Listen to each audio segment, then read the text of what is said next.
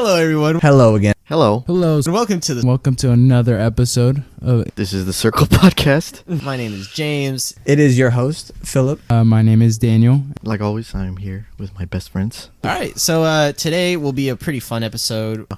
I don't know what I'm saying. Anyways, goodbye. Goodbye, party people. See ya.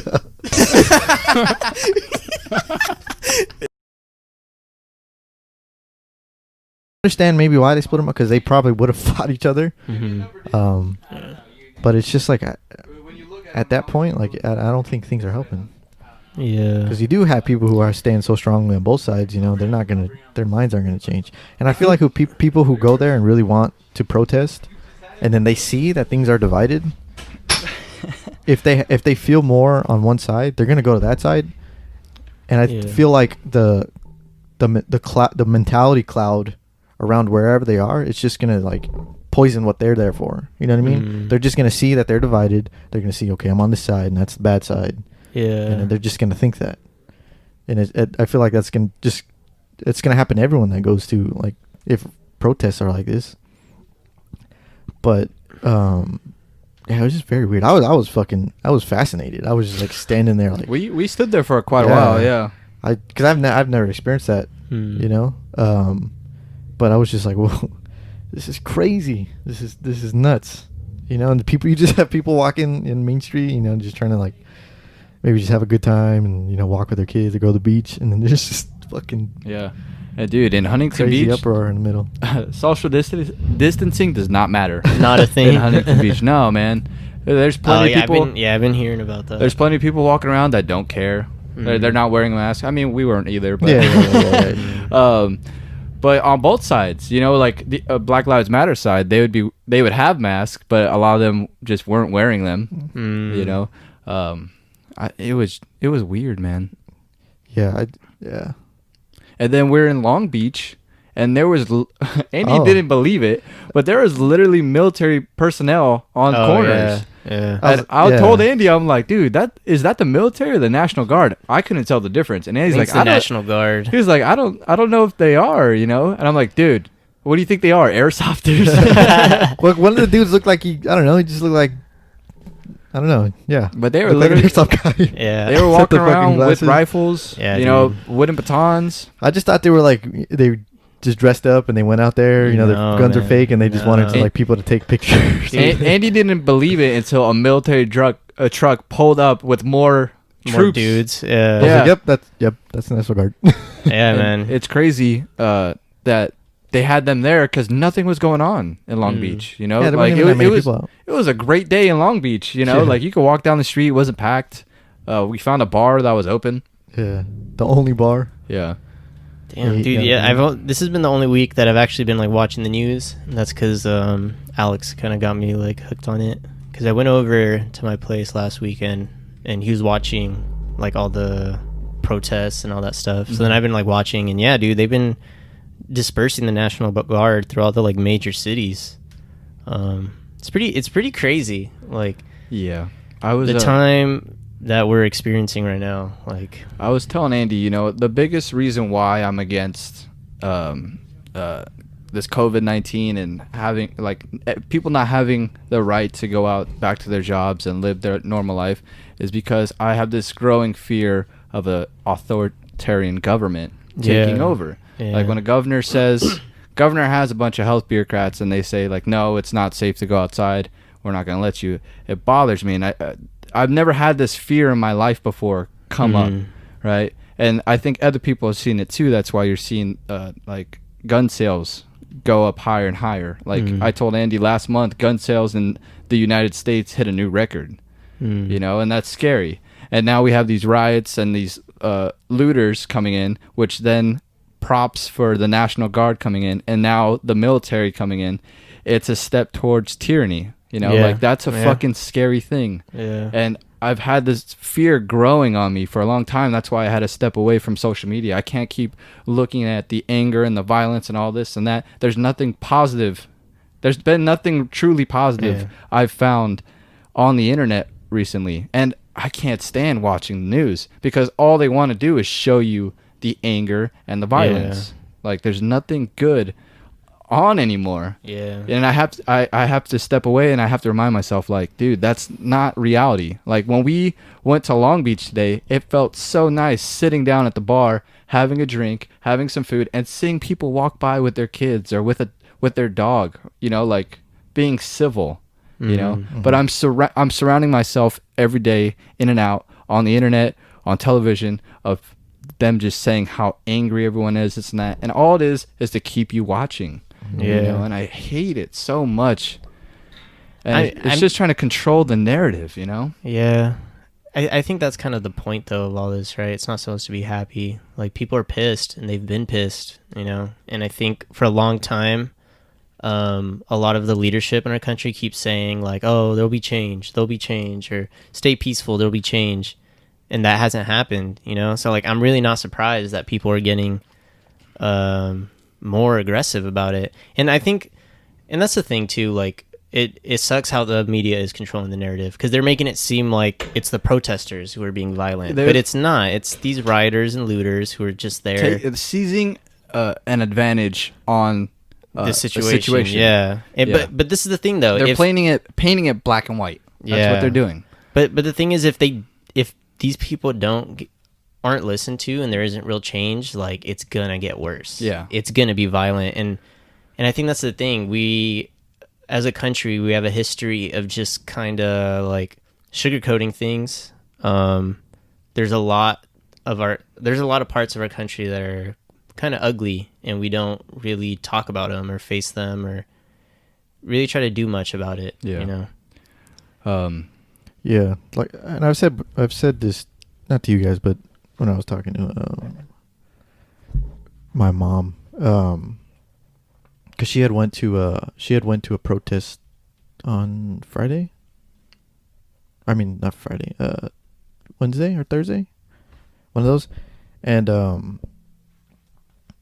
she called me the next day and she was just telling me about it, and she started crying, and I was like, you have a right to be like, she's just upset, and then she just felt God damn it. She felt empathy, and she felt like she understood why these people were out there protesting and the hurt that they were feeling.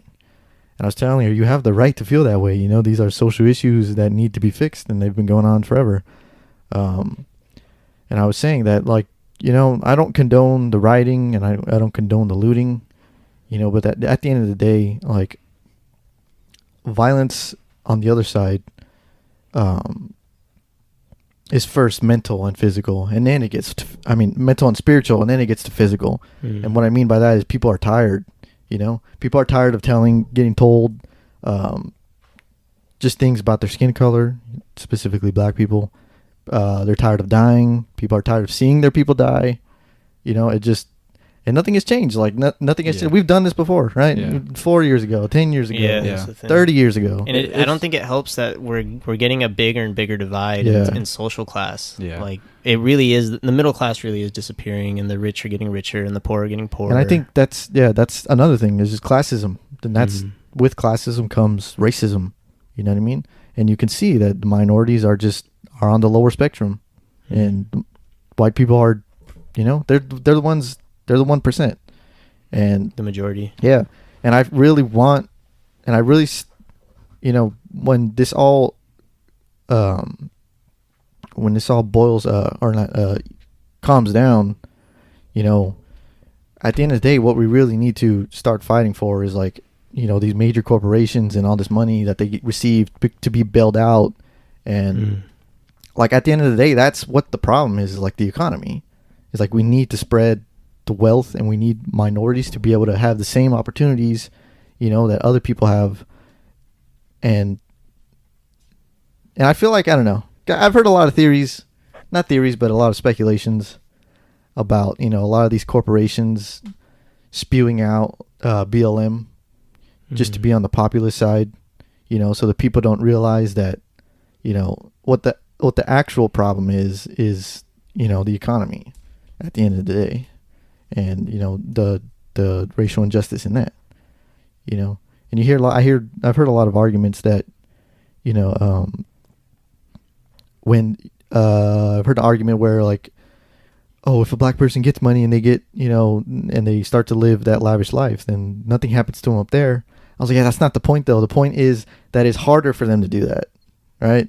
It's harder for them to get into those situations where they can make a lot of money, because it's just what happens, where they're born and like their social group and the Access to cities they live in, education. access to education, information about even little things like credit, information about banks. It's just, to me, at the end of the day, like, yeah, there's racism, but it's also the economy that needs to change, and things in that.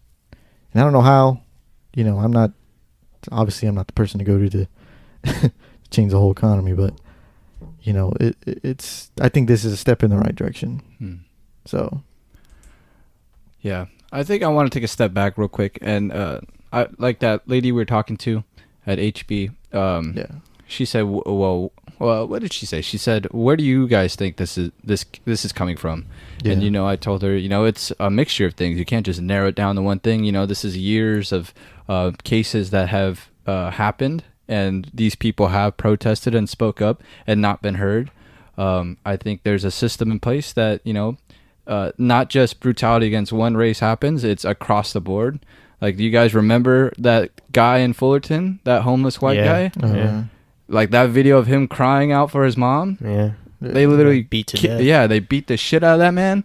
Like that video gives me chills every time I think about it. Thomas Kelly, I think. Right? Yeah. Yeah, I think that's his name. Wait, real quick, are any of you guys hot? Yeah, it's a little Slightly. It's a little Can I steamy. open the window? Yeah. What else? Shit, I fucking forgot. She's asking where do you think Yeah. we thought this came from? I forgot the other things that I said to her, but I also told her, like, at a certain point when these people have done the peaceful protesting and done what they need to peacefully, and they still haven't been heard, what more is there? You know? At that point, things are going to get violent. Am I justifying rioting or looting? No. But things are going to, because at a certain point, there's nothing left to do. And it was weird, too, because she was also a protester. She said that she protested for civil liberties and rights. Yeah. When she said civil liberties, she's like, yeah, she said we were at the city hall protesting being locked up or something like that. I was like, I don't want to talk about that. I want to talk about what's going on right now. Yeah. What are you here for now? It was weird. Some moments it seemed like she was with them, and then it seemed like she was against them. I don't know. Couldn't tell. She was like, wait. She's all over the place. You just said this. Like, what are you talking about now? What's going on? Yeah. But I mean, she seemed, she wasn't like an evil person. No. She seemed very coherent. She seemed like she wanted to be there Yeah. to defend the city. Yeah. Like, she seemed like she was one of those people. Like, she didn't want to see violence, and she wanted to stop it. Yeah. The other thing that I wanted to mention that I've already talked to Andy about is that when I hear something like defund the police, that bothers the fuck out of me. Because that is not going to fix the problem. When I hear that from a politician, a mayor, a governor, whoever it may be, and they say, okay, we'll defund the police and move money towards poorer communities. I don't feel like that's going to fix the problem. I feel like that's not helping the system. I feel what that is doing is putting a Band-Aid over it and saying, oh, look, I'm doing something for you. I feel like it's a political game saying, like, I'm doing this for you. You should reelect me later. Yeah. I think if anything, that will help push out the good officers that are already in the system, that are there just for law and order and want to help people. But when they hear they're being defunded and that their mayor isn't backing them, I feel like that will push out the good people in the system. So yeah, when I hear that, it's just like, I don't trust you if you tell me you're going to defund the police. Yeah, I'm going to take that for face value as well, because it is obviously just another politician saying things. I don't know if the right move is to defund the police. If anything, we might need to put more money into it to change it. I wanted to say that, but I didn't know if I was going for a stretch at that point. Well, I mean, like, that. it's just like, how else are we going to get police reform? It's not through like, okay, well, just when you have a class of officers, just teach them empathy. It's like, or teach them not to put a knee on the neck.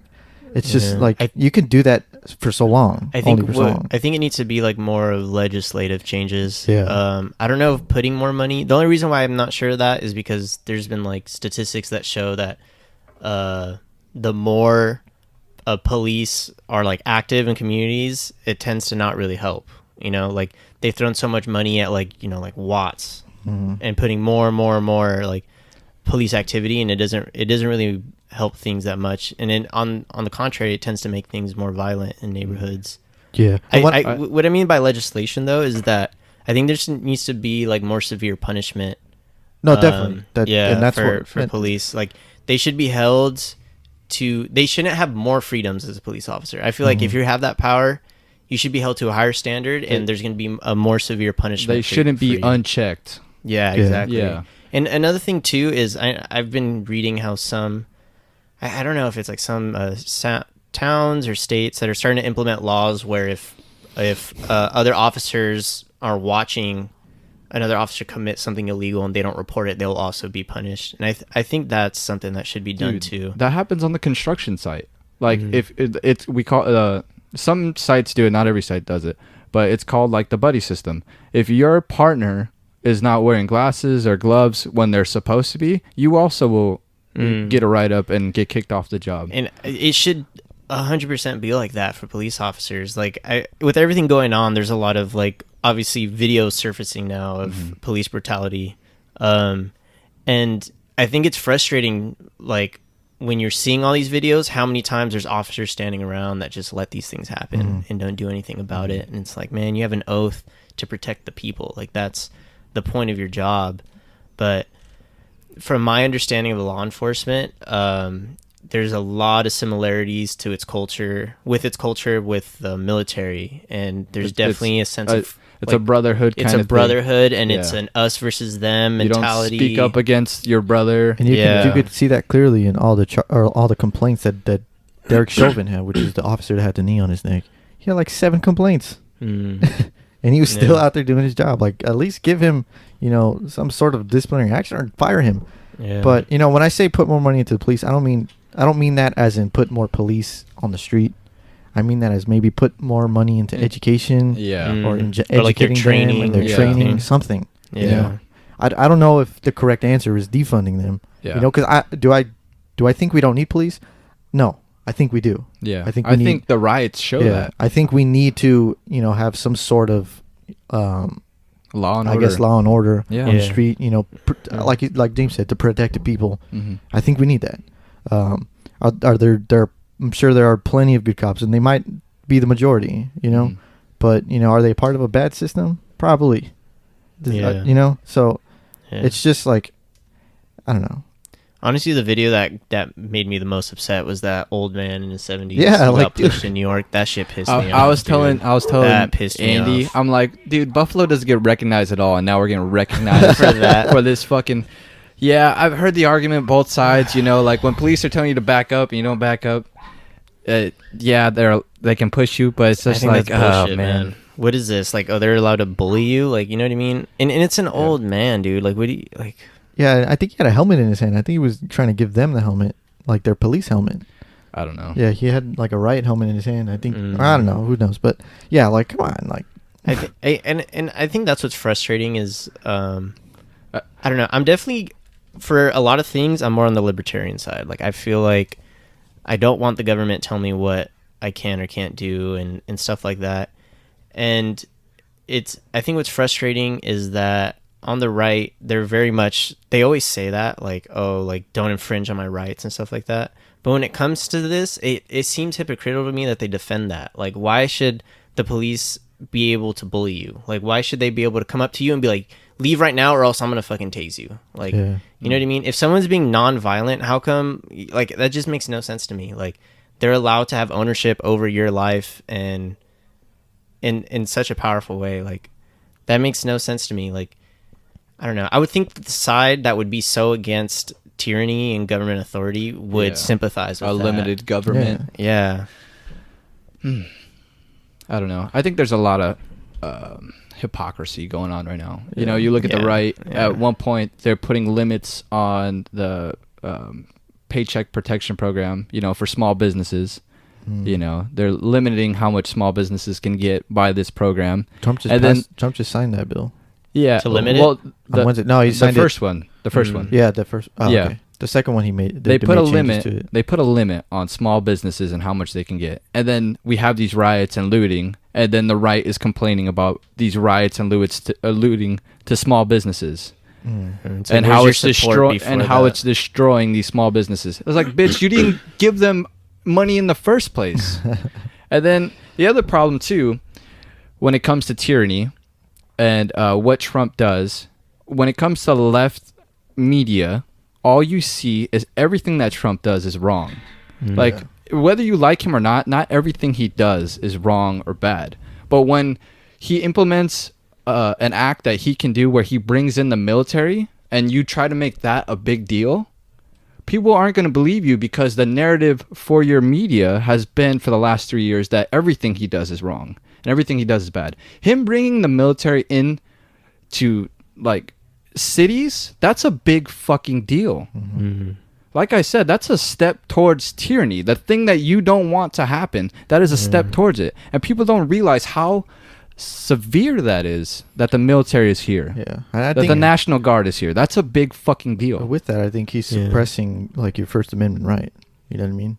I feel like people are going to see the military in cities, and it's just gonna feel like they're not going to be able to say what they want to say due to like Intimidation. Yeah, intimidation. I feel like I think that's the one thing the media is doing good though, is how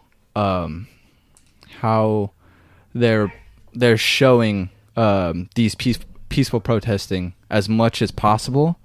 You know, like they're saying these are peaceful protests and this and that, and you can see the police right there with them, or the National Guard, whoever it is. They're showing that this is a peaceful protest to hold, you know, those guards or that military accountable if something breaks out. Like, this was a peaceful protest. What got to that point? You know, it's kind of holding them accountable. yeah. And as soon as it gets labeled what is it, an unlawful assembly, I guess you know everyone has to Yeah. I think go the- home. Go to jail. Yeah, Go I to think jail. the one problem you see is that one person that throws a bottle at an Yeah, officer, and- you get a tear gas can back at you, you know?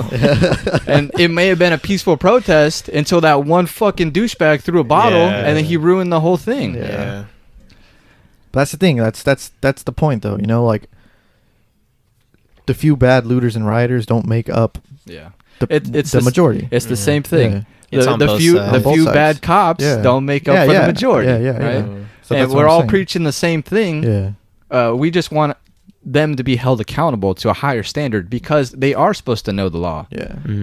and they are supposed to protect citizens, you know? And I think that when more officers start getting convicted due to accountability, Yeah. is when things are going to change. You heard about those two officers, right? Of the four? From which incident? The From George Floyd. What about them? That they're on suicide watch? No. or- No, the two are rookies. One Oh, was it really? was their second. One was it's their second yeah. shift. The other guy was only Like fourth day. shift. Holy shit. Yeah.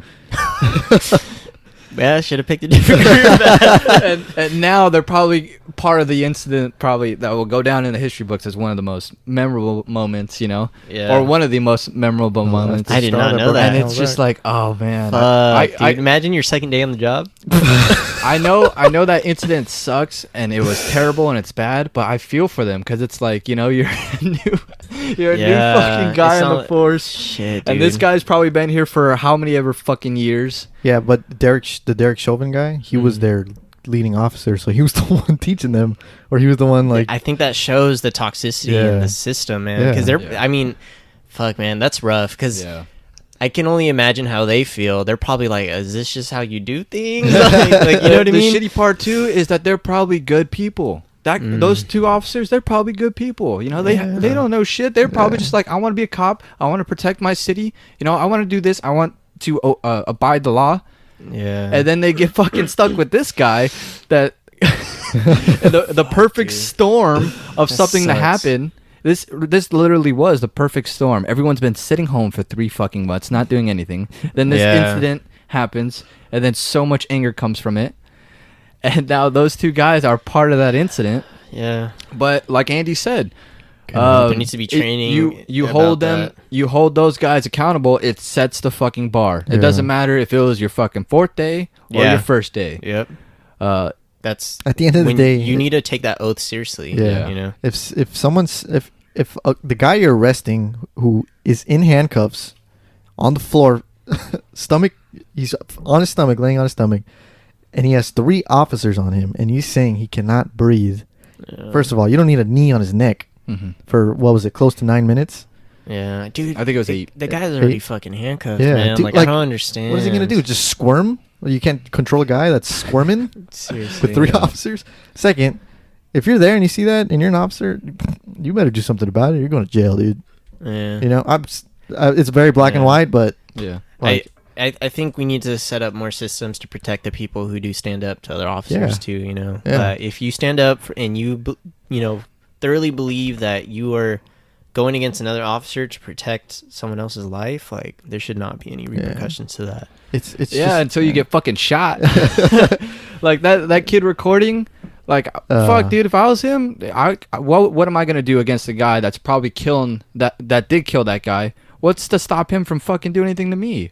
Wait, which to the officer? Yeah. Yeah, no, I'm saying like we need to protect other officers for like standing Oh, up. okay. I thought you meant like a civilian. No. Okay. I mean maybe that too, but like But I know if that shit's there's happening, you yeah. know, what's them to stop you? Yeah. Stop them from fucking killing you? Man, do you guys hear about that case maybe a couple months ago where officers were doing a warrant, but they weren't in uniform and they went to the wrong house? I think that was Breonna Taylor. Was that? And they Yeah. shot her, or her boyfriend or husband shot a cop, and Oh, then no, now that's he's another going one, sorry. and now he's going to jail That's another one, yeah. because he shot a cop, Yeah. even though these officers served the wrong warrant on the wrong house, Mm. started shooting in this house, and weren't dressed in the normal Yeah. officer uniform. And it's like, man, that shit pisses me off, dude, That's because defending your property. that's defending your fucking property. And just because this guy has a badge, that should not give him the right to, you know what I mean? Like, Yeah. that shit pisses me off. yeah.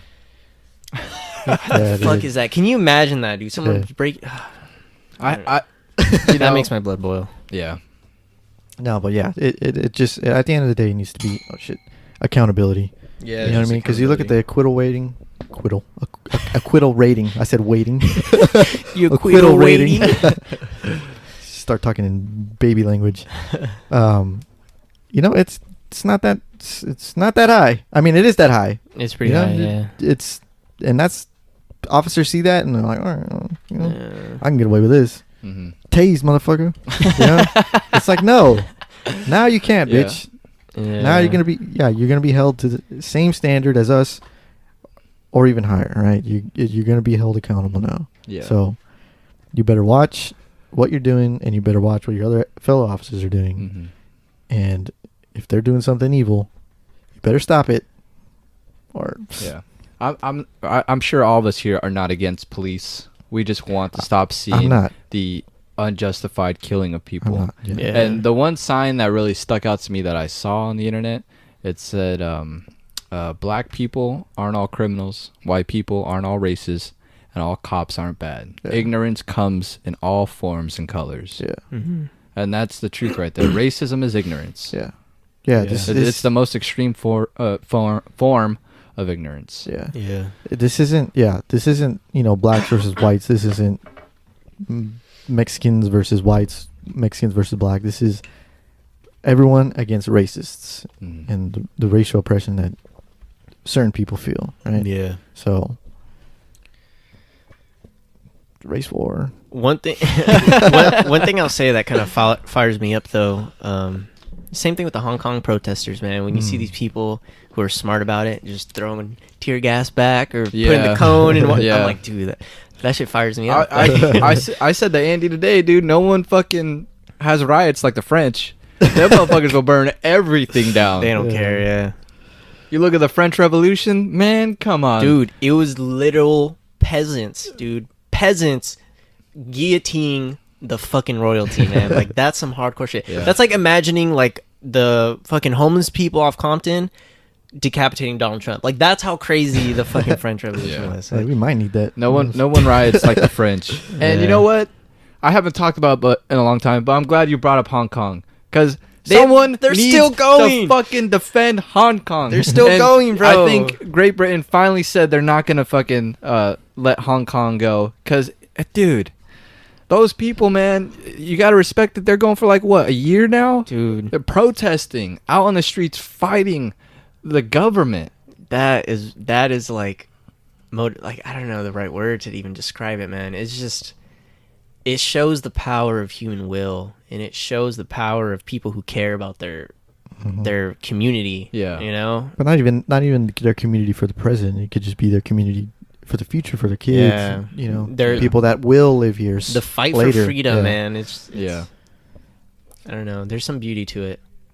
There is, and if I don't know, we probably could learn from that. You know, Mhm. if we want change, obviously, who knows how long we're going to protest for?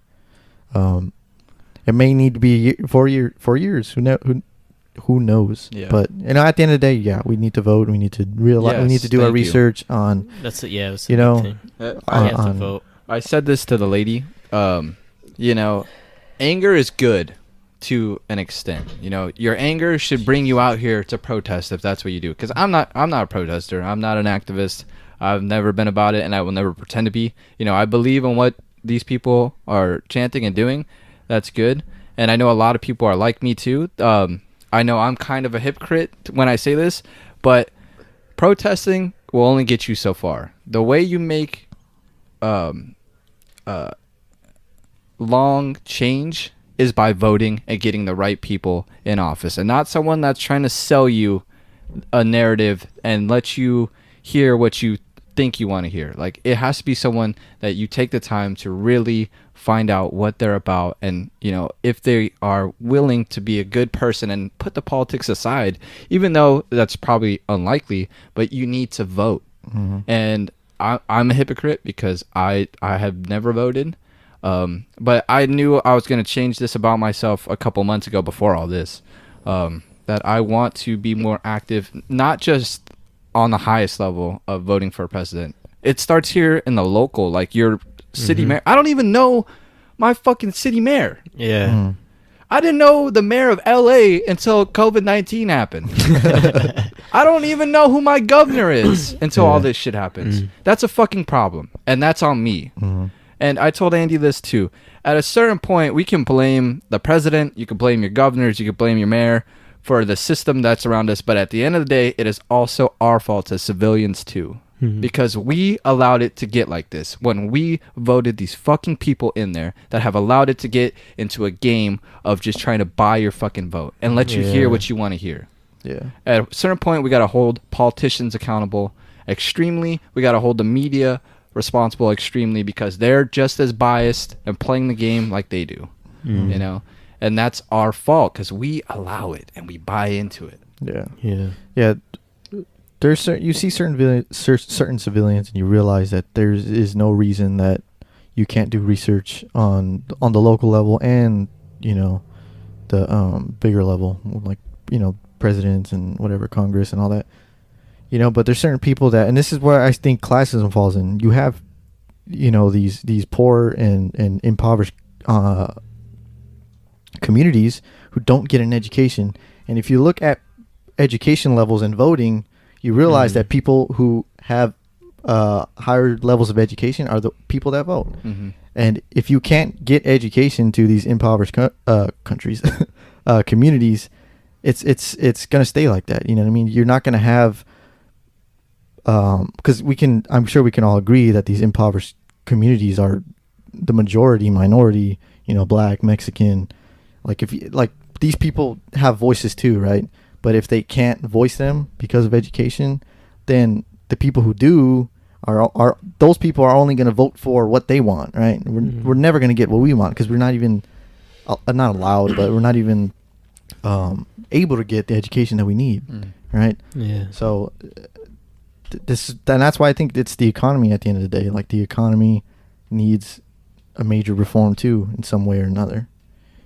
Like, we need the wealth to be We got to pull the bottom up. You Yeah. know, we always hear like the chain is only as strong as its weakest link, or good leaders, build the bottom up.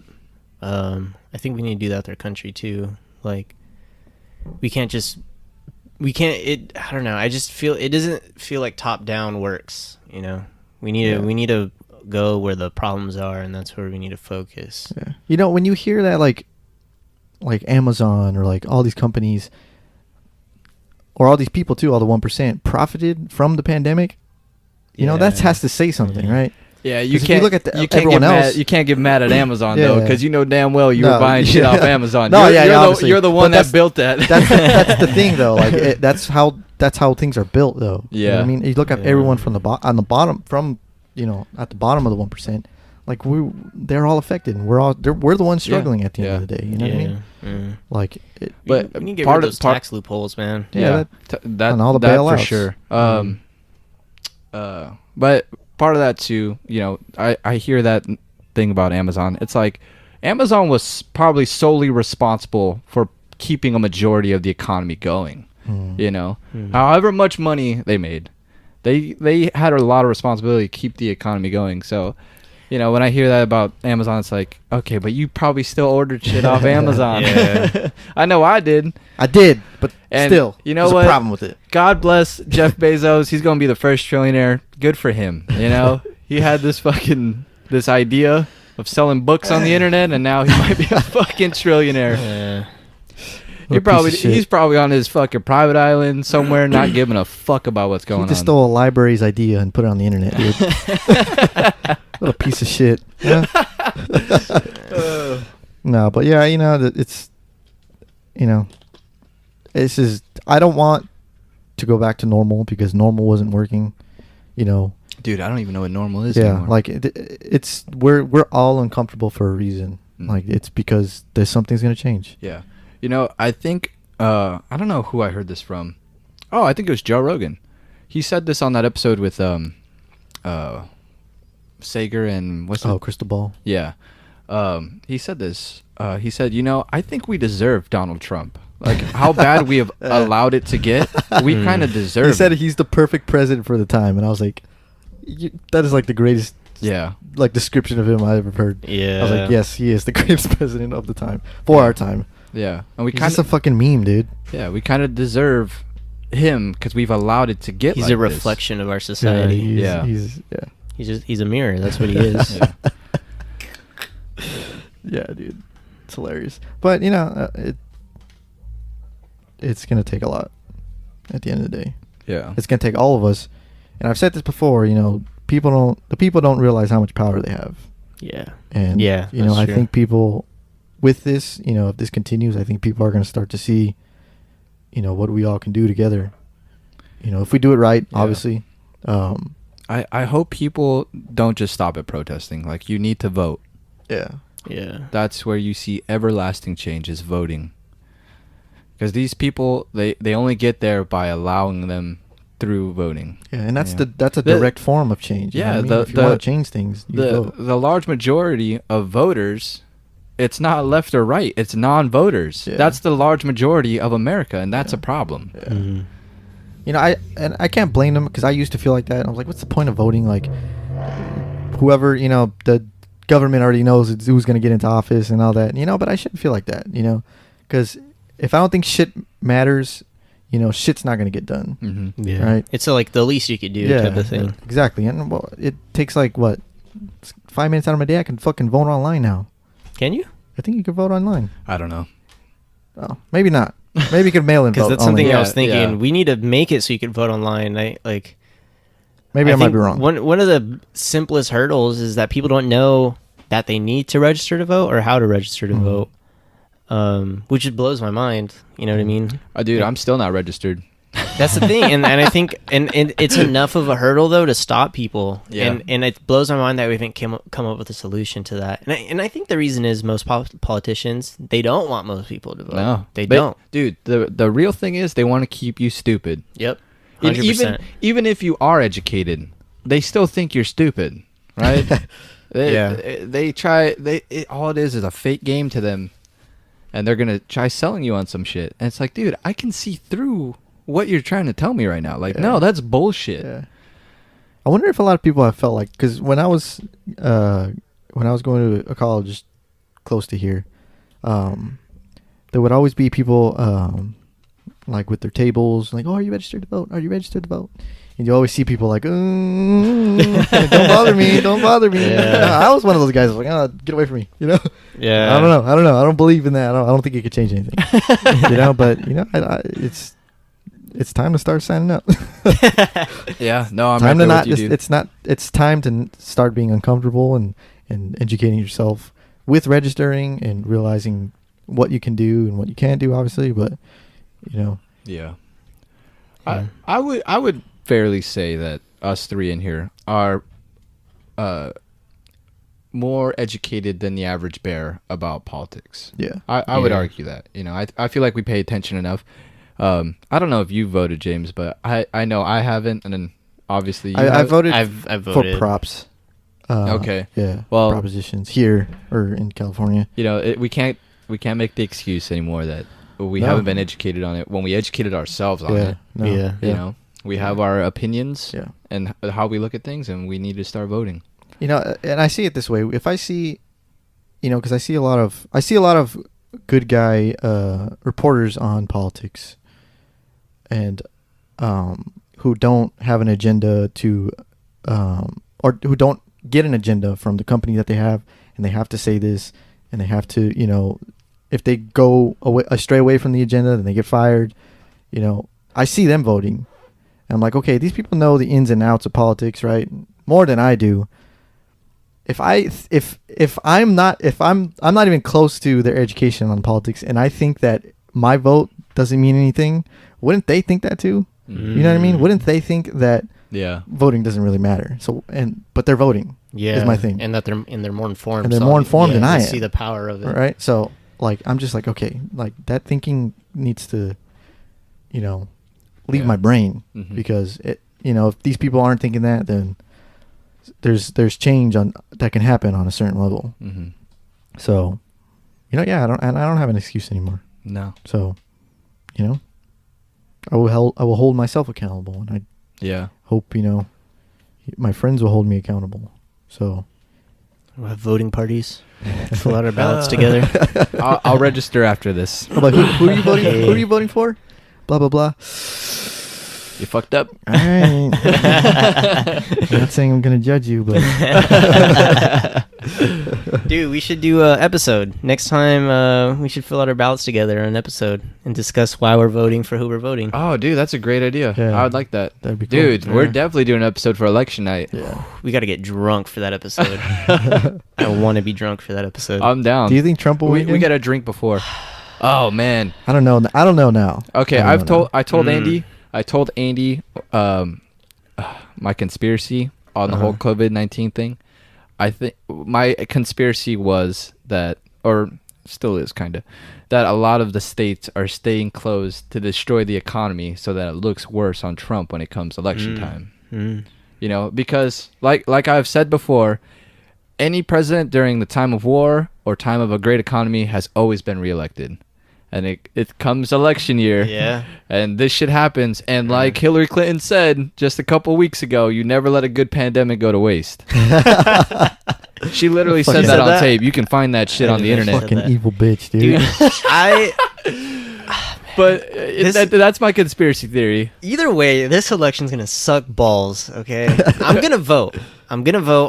And I don't want to I don't want to take the. I voted last election. I don't want to do the whole like I'd rather not vote. I'm a vote. Okay, I'm gonna vote, and I'm gonna put a lot of thought into it. But either way, I'm not gonna be happy about it. That's all I gotta say. Yeah. The left ain't happy either, dude. Like That's what I'm saying, So man. no one's happy. It's Fuck me, the man. same as last year. Yeah. It's like this The is last who election. we got stuck with. Fuck, Yeah. bro. I'm not happy, Yeah. It's just man. They did my boy Bernie wrong, bro. They did him wrong. yeah. Dude, I knew it. I fucking knew it. Yeah. They weren't Fucking they hell. weren't gonna allow him. They weren't gonna allow him. No. Even though I don't agree with his ideas and policies, you can tell that he was genuine and that cared. he wanted He cared to for the help people. people. And you Mhm. can see that with someone who has stuck with their same policies all their life, Hmm. and he has Yeah. never, you know what I mean? He's never Yeah. been He's not a Hillary Clinton. flip-flopper, He's never been yeah. Hillary Clinton. Yeah. He fucking cared. That's what I could say, is that he cared for the lower class, Mhm. you know, and that's hard to come by nowadays. Yeah. People who truly care, you know, everyone's gonna say they do, but Whether you like his policies or not, you can't take that from the man. no.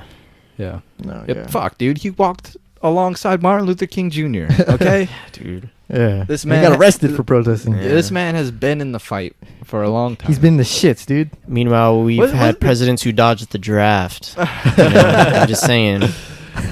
How do you love your country, huh?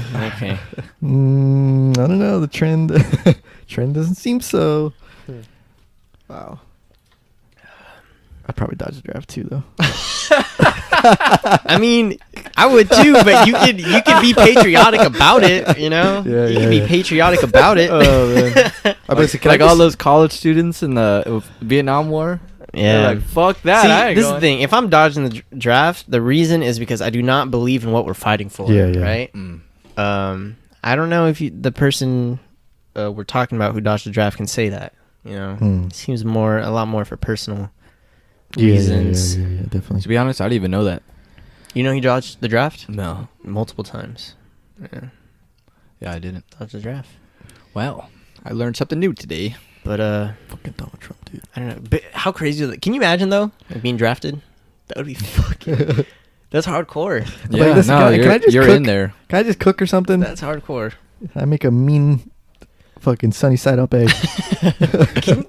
Imagine that. Let me in though. the kitchen. Like, imagine you're back at 19, right? Doing whatever you're doing, and you get a letter in the mail. You're going to Vietnam. What the fuck? How do you handle that? Yeah, Is that how they did it? It was in the mail? I think so. Yeah, Like or a draft you were called. summons. You were called to, right? And if you didn't go sign, They just up, came, they would knocked find on your you. door and Yeah. just grabbed your ass. Yeah. Throw Yeah, your That, ass in that, jail. that was a big deal. Like, Yeah. there were a lot of 18, 19-year-olds who were in Vietnam killing Yeah. people, shooting people, and doing these fucking horrendous things. Mhm. Seeing their friends die. Yeah, seeing their friends die. There was a big fear that when they came back that we were gonna have a drug problem in America Mm. because all the soldiers over there were addicted to heroin. yeah, Yeah. they were doing Yeah. heroin. And then when they came back, Majority of them, yeah, it went away. Mm. A lot of it just went. not as much. I think it was like 20%, and then it dropped down to like 2% by when they came back. And one scientist believes that it has to deal with the loss of family and friends. Yeah. Like that's how addiction is made. Is because I'm sure they wanted to be numb too. They wanted Yeah. to be able to. I think what's crazy about nowadays, though, if you were to get drafted, more likely than not, you're just going to be holding an Xbox controller, driving a drone. You know? Yeah. Even worse, huh? Times have Dude. changed. Did you guys see that fucking China invaded the border of India? I heard about that. I didn't read into it. don't know about it. No. Dude, they was it the Himalayas or something? Like, in what way? In what Like context? they were moving heavy weaponry across their border. What the fuck? And then India was arming up just right across from them. And then did they go back to China? Or I haven't what's read the much. word? I haven't read much since that like that day it happened. Mhm. I kind of forgot about it, but this reminded me. But yeah, that happened, and people are believing that it's going to move India more towards a better relationship with America, and help us with our economy and we shit. already got good relations. Yeah, I with think India. it's gonna push them closer. But dude, I mean, China's scary, bro. They got everyone talks about North Korea. China's scary because they are just sneaky little devils. They're fucking sneaky. I know. Worried about fucking this little. We're over here. We're over here worrying about our problems. The whole country's going to shit, and then across the sea, China's moving against India. Like that's fucking scary. We're worrying about this little freckle in North Korea. We have fucking mainland China right next to it. We're not even paying attention to it. Nah, I'm kidding. But we should. That's why we got the CIA, right? Yeah. I don't know, man. Jeez. We're gonna do some more experiments and what was it called? MK Ultra. MK Ultra. and, But it's just gonna be on the Chinese people. See how well they do on LSD. Well, you come over here, we're gonna dose We you. can get a Chinese Charles Manson. Yeah. But and drop LSD bombs. Just get everyone high. Well, we were talking. Bro, English already did that, man, with fucking what was that drug that they got everyone addicted to? Oh, I have no idea what the fuck you're talking Yeah, I about. know you're talking about. Opium. The fucking Oh, that's opium. right, yeah. Oh, well, way back when. Yeah, dude. Yeah. Yeah, the Chinese love that shit. We were talking though, my growing fears for tyranny in Mhm. America, right? And Andy said that there was a CIA or ex-CIA agent, right? Oh, CIA analyst. Yeah. Mm. He was. I think he was. I forgot.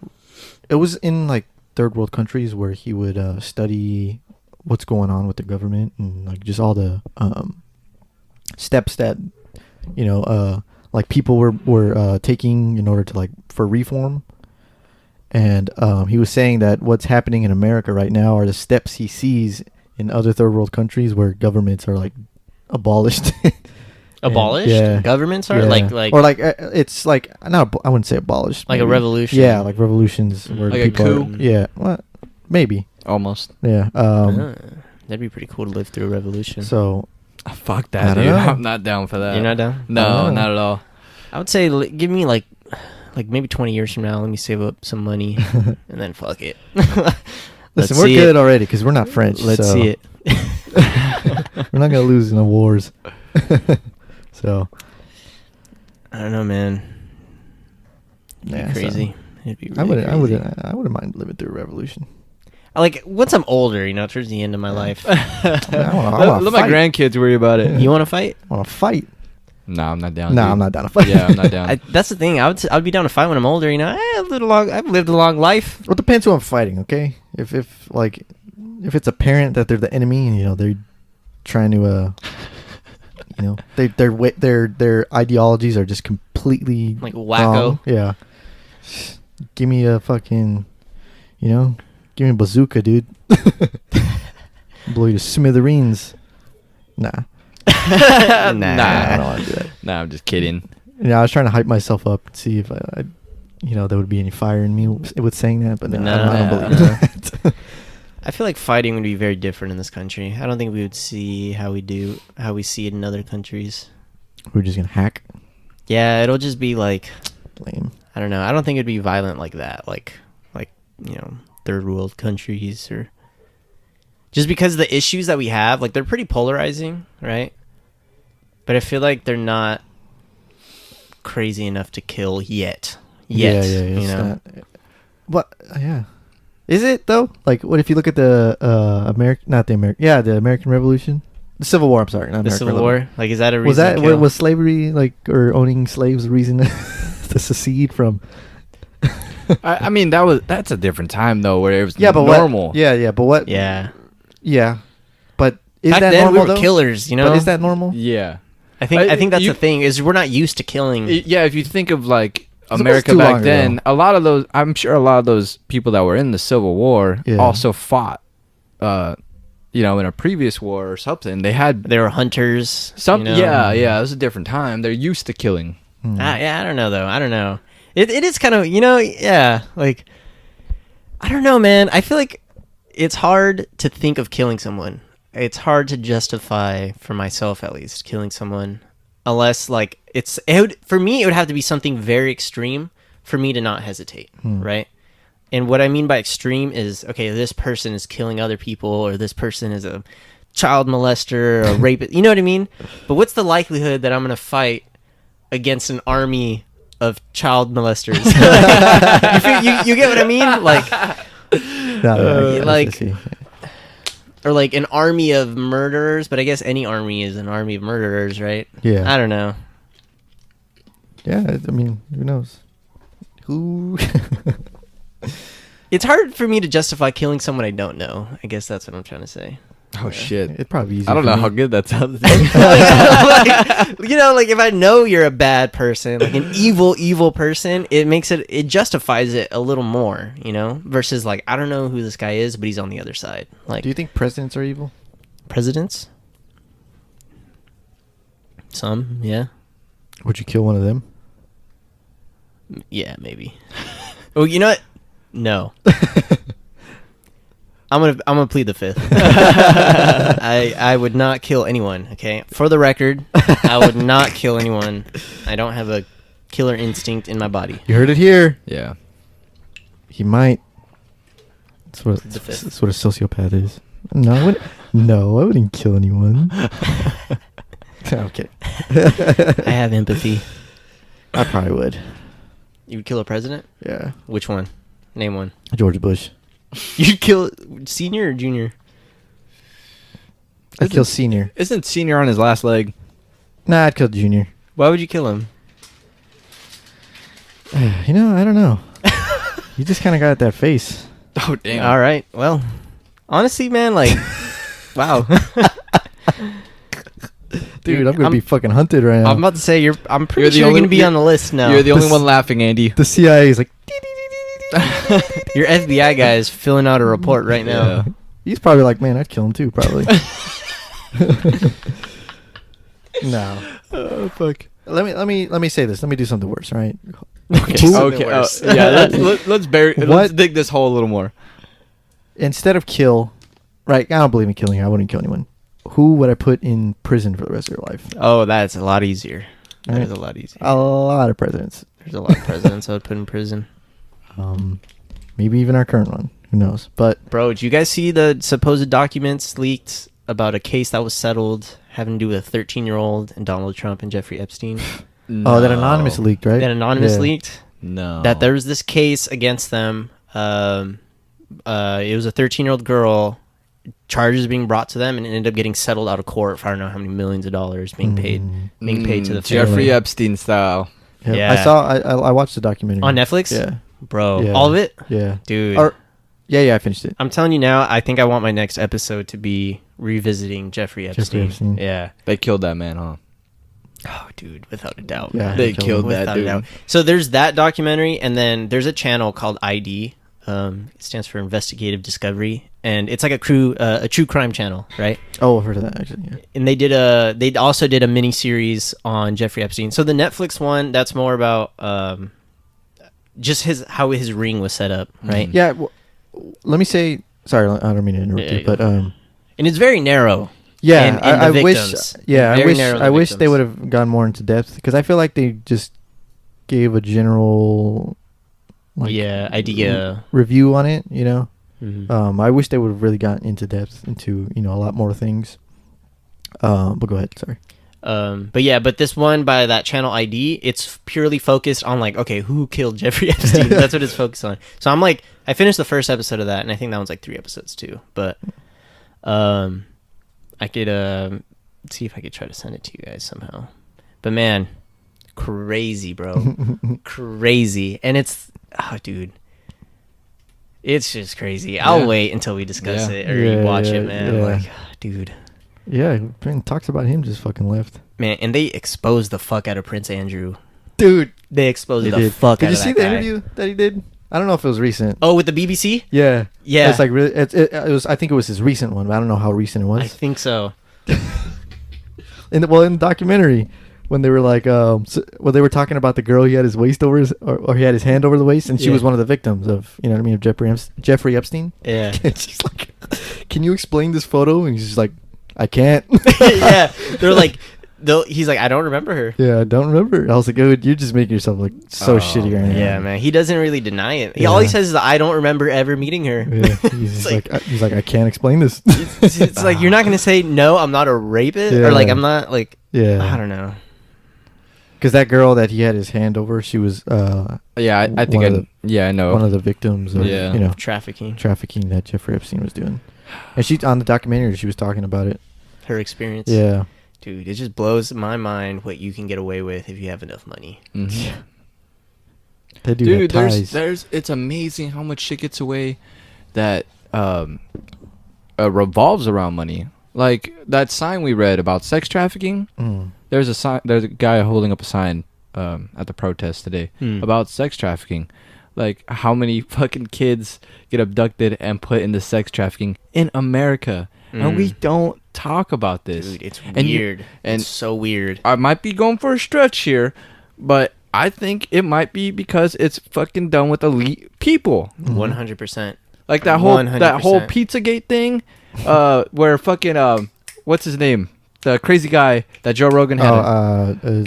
Alex Jones. Alex yeah. Jones. When he had that episode and he's going nuts about the pedophilia and the shit going on in California, and they look it up and it was real, and no one knew this was going on. It wasn't in mainstream media at all. It's just like, dude, there's something going on up there that has to deal with like young children. What blows, like, It's I can't, fucking weird. What I can't figure out is why. Like, what is it about people with power that draws them to that? Like, I don't Yeah. understand. I You- just don't understand. You know, and this is changing the subject a little, but remember that Blackout Tuesday? Mhm. Apparently, that same day, Hillary Clinton was put on trial for emails. I for think. her I was hearing about that. 33,000 emails, and I didn't hear of it until like days later. Yeah. And I tried looking it up on the internet, couldn't find a single fucking thing about it. Yeah. I wouldn't doubt that some of these things are constructed to distract to us. block the noise. Block Yeah. the noise. Flood the signal, man. You know, because we have been doing this since we've been doing this with just like consumerism. You know what I mean? There were marketing specialists, Mhm. you know, on how to make people smoke cigarettes. You know, how to buy toothpaste. You know, Mhm. and many other things. I wouldn't doubt if there were marketing specialists, or not marketing, but maybe Like PR like specialists. PR, like blackout Yeah. specialists Yeah. for the government. Yeah. Yeah.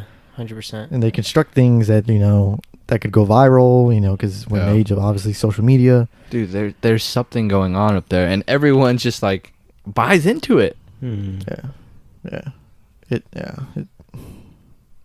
I don't understand. Like, why, you know, you have a lot of money. You could just perfectly pay for prostitutes of age, right? You don't have to like, Dude, or even that's if you what I don't, mean, man. maybe Like, maybe they might not even pay for him, but see, I don't know if it's like, because it seems like it's a large majority. That's how it seems, at least. But maybe what it is it's the same ratio, right? Like, however many pedophiles there are for the average person, maybe it's the same percentage for the upper class, except they have the money to fulfill those urges, you know? I don't know, but either way, it's fucking crazy. yeah. And But anyone listening to this, look up the numbers of how many children get abducted and put into sex trafficking in America, and it'll blow your mind. It's like in the millions yeah. every year. You know, like with sex trafficking, I always crazy. thought it was something like, you know, they handpicked girls, you know. But like looking at the Jeffrey Epstein, it was just like these regular girls that went to school and they would just somehow get caught up in their sex trafficking chain Yeah. and, you know, pyramid. Mm. You know, I was just like, man, you One thing, Dude, the R. Kelly thing, like Oh, I still have to see surviving R. Kelly. When I saw that, it's just like, dude, this guy just like handpicked 15-year-old girls, Mm. and Were they all like lower class from like lower income areas? I don't know about that, Okay. but I know that they're like super fans of his, or they had an Mm. aspiring career in like music, and he would like use that to his Okay. advantage. Because that's one thing that I've kind of realized from this Jeffrey Epstein documentary. Like, I always pictured sex trafficking as like women in cages and like shackles and shit like that. Secretly being moved around Yeah, and shit. but what you realize it's not. It's just manipulation, Yeah. and especially in his case, like it was all girls who wanted money and who were And poor, impressionable. Yeah. and young and impressionable, uneducated, and were like thought as like, okay, if I get close to this guy, he could get me out of my current situation, which is pretty shitty. Yeah, Yeah. that's what sums up the R. Kelly Same with R. Kelly. documentary. It was master manipulation. Mm-hmm. He would like let them see like his sensitive side, and like, you know, how as a child like he was sexually molested, I believe. And let them hear that and see that, and then he just manipulated them, you know. And they are so young that they just fucking buy into it, and then they're hooked. The man tells you when you pee. The man tells you when you eat. The man tells you what to wear. You speak when you're spoken to. the dude looked, I don't know, the dude's just fucking weird. And they deny every The fucking dude thing is just about it. fucking weird. He's got this weird, I don't know. He's got this weird thing about him. I don't know how people didn't see that. You know? I'm like, dude, this dude's fucking weird. If I met R. Kelly, I'm like, what the fuck? This dude's let's check this guy's basement, like just once. All right, Do a wellness check. Just once. just do something. You know, somebody get a private investigator on this guy. That's the He's thing, a little man. Shifty. That's the thing. Like for a lot of his cases, he would just pay them out of court. Money, Just settle. power. Which Yeah. is, I don't know, that's kind of crazy that that's an option, Yeah. right? Like You if you think, have yeah. enough money, it's Yeah. like I could just buy my innocence. Like, hey, let me pay you however much you want and let's end it here. And of course, like I don't blame people for taking it, you know, because it's like, what's the alternative? They go to court and probably don't have the legal fees to fight this person's huge ass Exactly. legal team. Like, Yeah. Not even that. He just goes to jail and they get nothing out of it. that too. Or I mean, if they feel enough satisfaction that he goes to jail, that's good, you know. But yeah, I don't blame him either. Like, man, just get this $1 million, or just see him Like in, 10 mil. see him in jail for a little bit. I'll take the 10 mil. Yeah, like I don't. So who fucking knows? So I mean, this was supposed to be our subject oriented. our side conversation became our main Yeah, conversation. so this podcast was supposed to be subject oriented, but it was well, another subject. Yeah, a lot but we going on in kinda the world right now. Yeah, Yeah. you know, whatever. I don't mind it. Maybe we can talk about it. Maybe not. Do you feel? What do you guys feel? Did both of you read it fully? I got to page 38 and I was just like, all right, I'm over this. Yeah, I didn't It read was it a fully. hard read. I didn't read Okay. fully. I have a few That was points. pretty much it. It pretty much ended at 40. The rest was just like... That's what Andy said. Yeah, the appendix. It was just like, oh man, this is tough. I have a few Academic points. papers, I have a few points on it, and it's mostly just Alright. the beginning of it. Well, should we... So we're going to go into it? Yeah, we just talk. You want to give context of what Yeah, it's about? so- Yeah, like, sorry. people- Okay, people well, know. it's my episode. Welcome back. Welcome back, new and We're an hour in. returning listeners. I am Andy, and I'm here with And I am here. And I am here. and I am here present. You know, but I'm here with a couple of co-hosts. Say some stuff. Hello, my name is James, and I am here. Man, little did Alyssa know she was going to start something with that. Yeah. And I am Yeah. here. I'm Philip. Welcome back to the Circle Podcast. I'm glad that you're an hour in and we're introducing ourselves. Yeah. So So we're very professional. The thing is, we started that conversation and it's like, you know what? I know this is gonna be good, so Yeah, I'll yeah, just yeah. start recording anyways. yeah, so we went through a lot. Me and Phil went. I mean, we had a lot of opinion-related occurrences today. I would say. We had a lot to say, things we saw, places we went to. So I kind of wanted to talk about that as well. But the subject today, that was planned for today, has to do with COVID-19.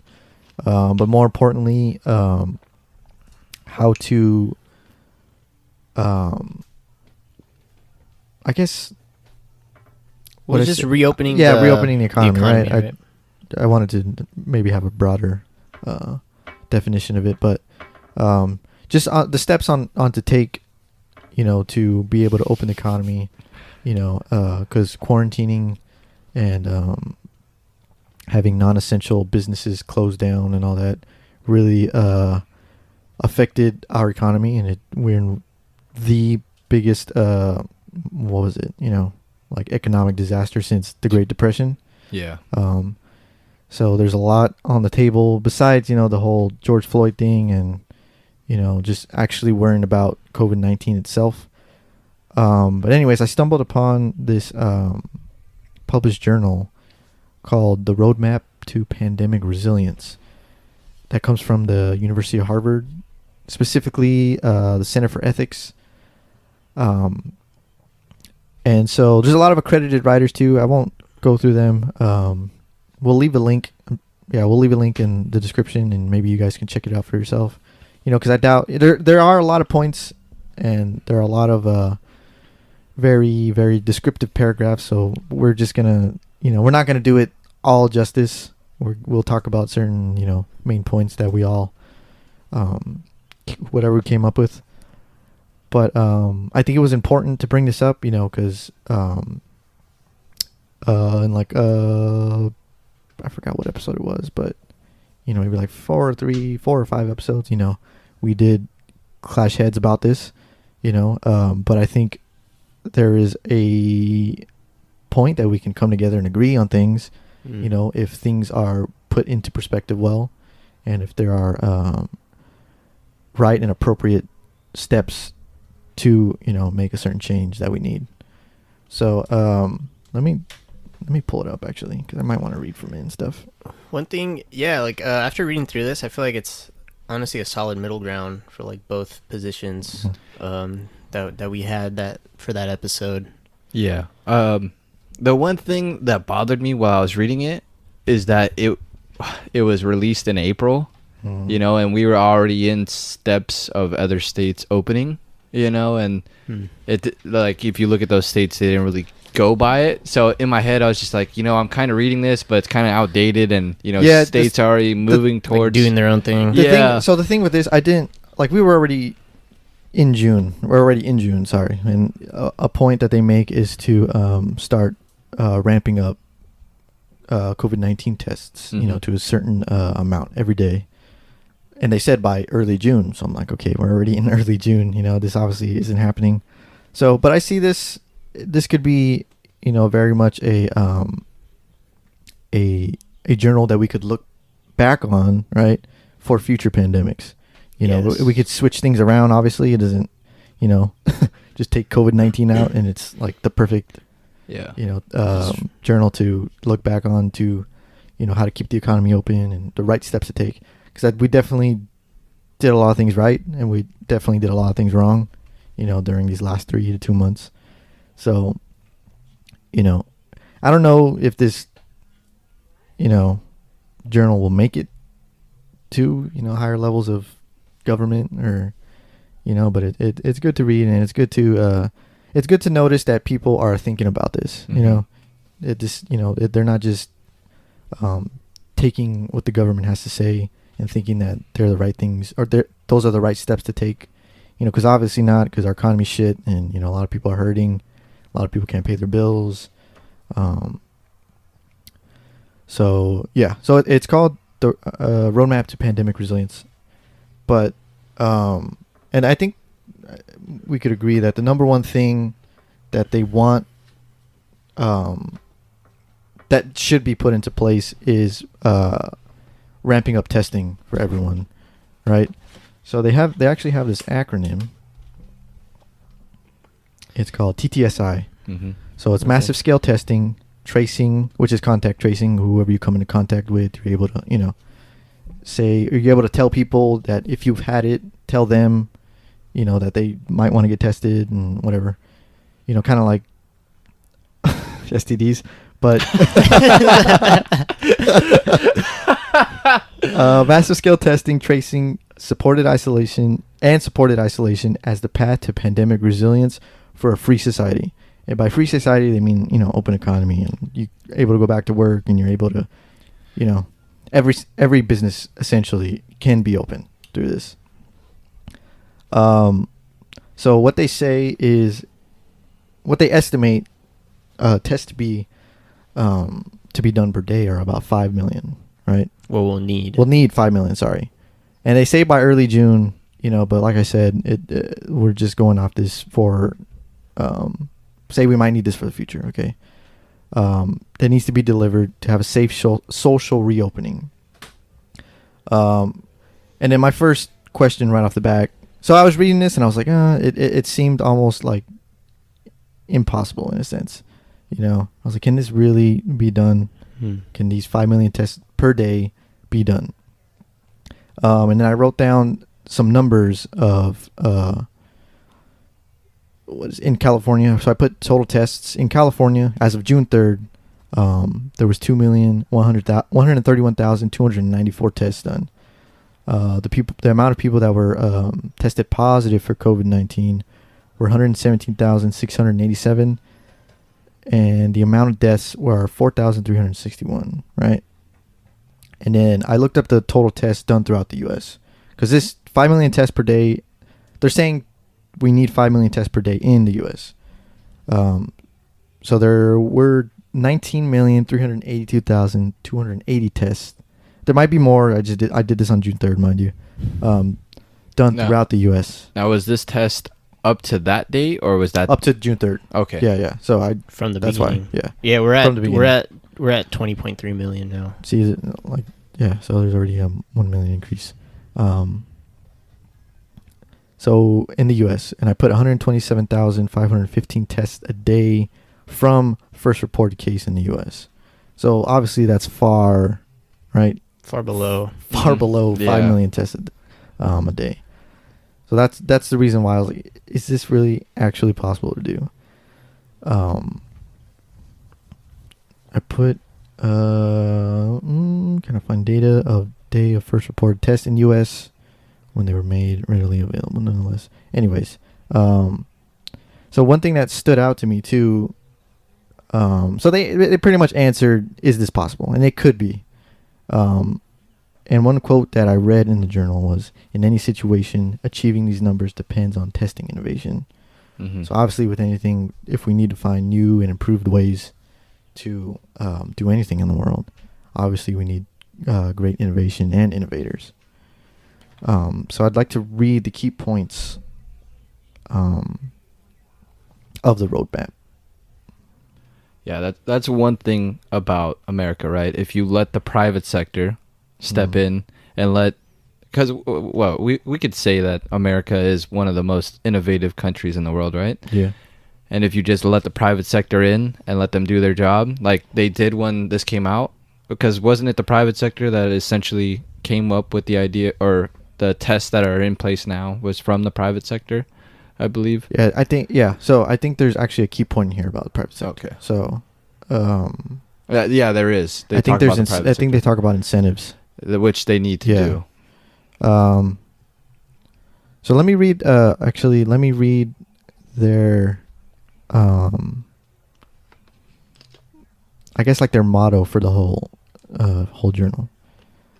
It says, between now and August, we should phase in economic mobilization in sync with growth in our capacity to provide sustainable testing programs for mobilized sectors of the workforce. So they reiterate that that's basically their motto for this whole, that's what they want to achieve, right? Mm-hmm. Okay, so the key points for this roadmap. And they put, to achieve these things, we need the following. So I'll read the key points first. Number one, the level of testing and supported isolation we need depends on how effectively we can trace people's contacts, warn those contacts about their exposure and need for a test, test them, and isolate those who are COVID positive. Number two, to succeed, isolation must be supported with job protections, resource support, and healthcare. And number three, testing and public health response in programs established by states and administered by the local health authorities can and should be fully aligned with civil liberties, due process, non-discrimination data, and health privacy protections and health ethics. So I would say testing is obviously the number one key point, and it makes sense because in the early days of the quarantine, wasn't it a thing that we didn't have enough tests for people? Mm-hmm. You know what I mean? And that could very well have been Yeah. people who wanted to get tested couldn't. I believe what they were doing was that they were using testing in certain areas to figure out hotspots where the Yeah. COVID was most present. Yeah. You know, and that's what they were using testing Yeah. for, but they didn't have enough testing for the mass populace. Yeah. So, right there and then, is a reason why we need, obviously, more testing. And it says, to achieve these things, we need the following. Innovation in testing methodologies, a pandemic testing board, which I think is a great idea, set up by the federal government with strong but narrow powers that has the job of securing the testing supply and the infrastructure necessary for deployment of testing. Federal and or state guidance for state testing programs that accord with due process, civil liberties, equal protection, non-discrimination, and privacy standards. Readiness frameworks to support local health leaders, mayors, tribal leaders, and other public officials in setting up test administration processes and isolation support resources. There are a couple more points. Sorry, I'm talking a lot. Organizational innovation at the local level, linking cities, counties, and health districts with specifics varying from state to state.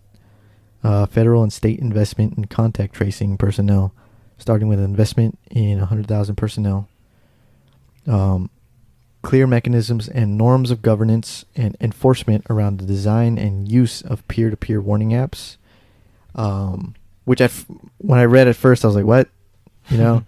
And then it says, including maximal privacy protection, availability of open source code for independent and regulatory audit, and prohibitions on the use of any data from these apps for commercial purposes, ideally achieved through preemptive legislation. We don't even do that for STDs. Yeah. Well, I wanted to ask you, do you think that an app like this could be made? Do you think? Oh yeah, definitely. Like effectively? Honestly, I would agree with him too, because it's like, Yeah. why haven't we done that? Yeah. You know? Yeah, there should be a definitely there should be a way to do that. Like think of because this is what I'm thinking. Like you think of Venmo, right? Mhm. You don't add friends on there. You know what I mean? But Yeah. it has all your contacts and all the people that you know of. Mhm. Which that might be scary to some, to each its own. But why don't we have an app like that where it consolidates all of the people you have contact with those contacts? And that's the thing though, it's like, would people want to do that or not? But like, let's say you get tested for an STD or COVID, and if you are tested positive, everyone that you know then get alerted, right? Like, Yeah. hey, someone that you know. I don't know if it should be, I don't know if that's a big thing, and that's what it's talking about of privacy. Mhm. Yeah. But 100% that can be done. Yes. Yeah. To me, when I read that, what I thought was like, I'm just trying to move towards not allowing so many corporations to have my data and my information. Mhm. So when I hear that, it's like, I wouldn't do that. Like, I Yeah. don't. I think I like that I- clause though that 'cause- says to not allow the use of that data for commercial purposes. Yeah. So yeah, they get it right But in a sense, right? you know, It's hard. the question you then have to ask too is, how would it know who you are around? You know, do Right. you have to like pick? Like self-report. Yeah.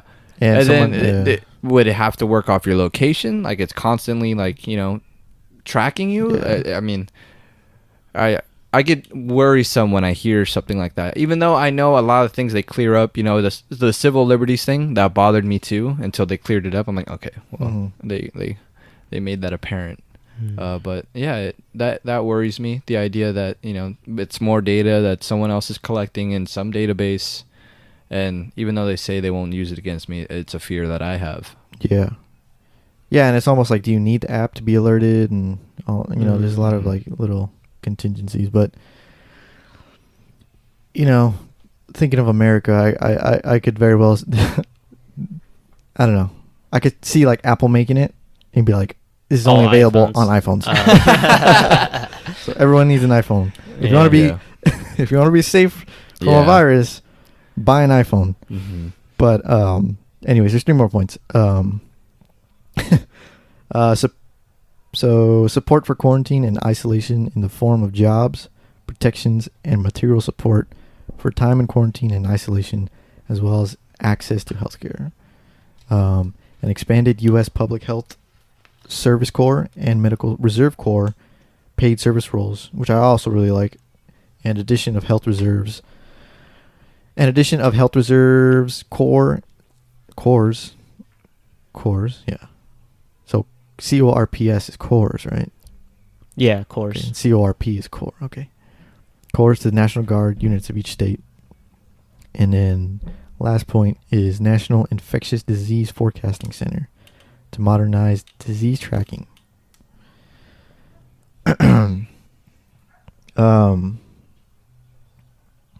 Give me 1 second. Dogs. Sorry.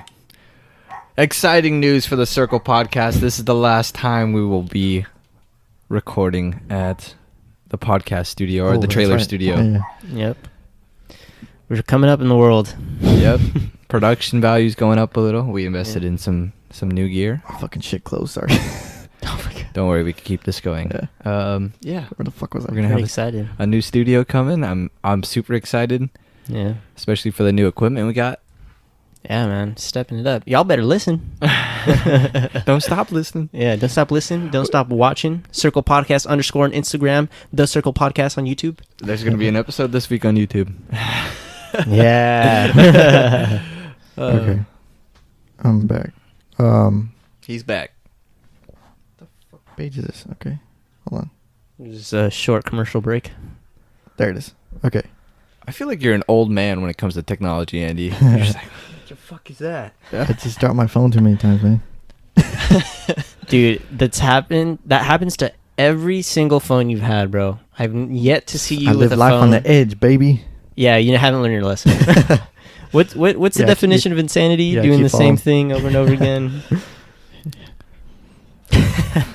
But anyways, I work construction, bro, and I don't have a single crack on my phone. you know, I don't have the questions. You're I mean, I like- don't have the answers to Yeah, I don't the have questions. Yeah, we don't either, man. No one does. But anyways, so I wrote down the definition to pandemic resilience. That this journal says that we need to invest in. So pandemic resilience is the tools that permit a society to control a highly infectious disease while preserving essential public institutions, mobilizing the economy to provide surge capacity to fight the disease, and keeping the rest of the economy maximally open. So, I don't know if they were... they obviously have to be completely against quarantining, right? This journal. My understanding was they weren't completely against it. They were just saying this is a better alternative. Okay. Because So I remember there was a statement saying, there's a statement about that. What I got from this journal is that they obviously see the numbers of the virus and people that are afraid of it, and they want to be safe and make sure that they don't spread it. But they also see that a lot of people want to get back to their life and get back to work. So I think they're just trying to give an answer to that, you know. Yeah. Okay, so That's what I got from it. They state, we do not propose a modest level of TTSE intended to supplement collective quarantine as a tool of disease control. Rather, we recommend a level of TTSI, ambitious enough to replace collective quarantine as a tool of disease control. got it. Yeah, because there's TTSI approaches that they write down too. I kind of want to read from it too, because I don't want to just butcher a lot of things, because this is a very well put together journal, that I think people should read. So let me talk some more. But as we consider, as we consider massively scaling up COVID-19 testing to build TTSI programs whose purposes are intervention and disease control, the most important decision is the scale at which we test. Which should the target be? There are 3 possibilities. So 1, which is broad quarantine. In this approach, tests are used for those who are symptomatic and those with reasons to presume exposure, healthcare workers. Their contacts are traced, symptomatic contacts are isolated, and asymptomatic contacts are quarantined but not tested. The Johns Hopkins Center for Health Security National Plan recommends this level of testing, supported by a massively scaled up manual contact tracing program. The second, targeted isolation. In this approach, tests are used for those who are symptomatic and those with reasons to presume exposure based on community spread, but also for all of their contacts, including asymptomatic contacts, so that COVID positive contacts can be isolated, but contacts who test negative do not have to be quarantined. Asymptomatic contacts who test negative on a first test would have to be tested multiple times over the course of the incubation period, but would not necessarily need to be quarantined. Alternatively, these individuals might choose to quarantine rather than to be tested. and then universal testing. Diagnostic tests are used for those who are symptomatic, for those with reasons to presume exposure based on community spread, and for symptomatic and asymptomatic contacts of those in the first two groups, but also in broadly applicable mandatory employer school and benefits-based testing. So what they choose, or what they think is the best, is, I think, the second level of testing, which is targeted isolation. Oh, no. Mhm. Yeah, target isolation. The second level of testing, it says here, will provide disease control if contact tracing is highly effective. Yeah, so I write some more things about, testing. And if it says 5 to 20 million tests should be done every day. So if 5 to 20 million tests cannot be done a day, this journal's next option is social distancing, which is, I would say,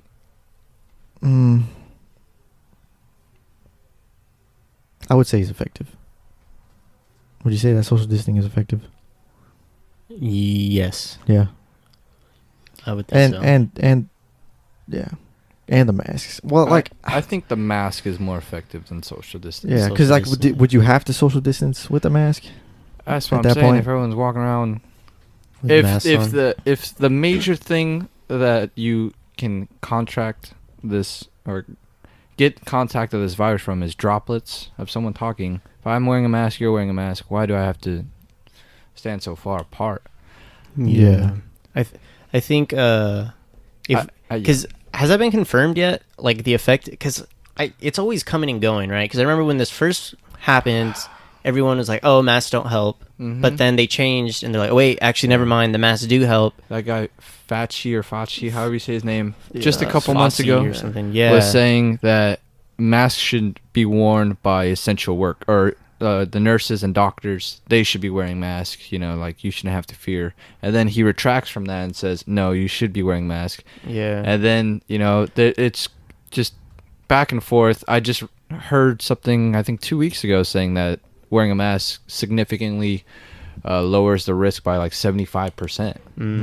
So it's like, what kind of what are we doing here? Like, Yeah. and I guess that's fine, because they're gonna be doing studies to like prove one way or the other, right? And they might have discovered, or something might have happened where they're like, oh shit, we were wrong. Mm-hmm. But if it's definitive that that's the biggest way, then yeah, I feel the same way. Like if we know that works, then hopefully we don't need the social distancing, right? Yeah.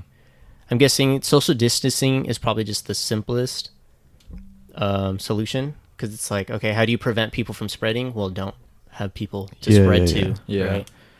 So this comes in with, I think it was obviously a thing too where we didn't have enough masks, Yeah, 3M. Yeah, like major of the appropriate distributor. masks. Yeah. You know what I mean? Yeah. They had all their masks in China. Yeah. Yeah. And yeah, where it came from too. So it's like it's all fucked up. But anyways, It's fucking weird, But that- man. this is It's fucking weird. but this is the thing, because they bring up the point of having a pandemic board. Mm-hmm. Which we had. Did we? We did have a pandemic team. For this? Current administration, just a general pandemic response team. And the current administration got rid of it. Got it. And that was That was 3 years ago, right? I think within the Yeah. first year he took office, he got rid of it. okay. So Was that the ADA or some shit like that? I don't remember. I don't remember I the don't remember acronyms. the name.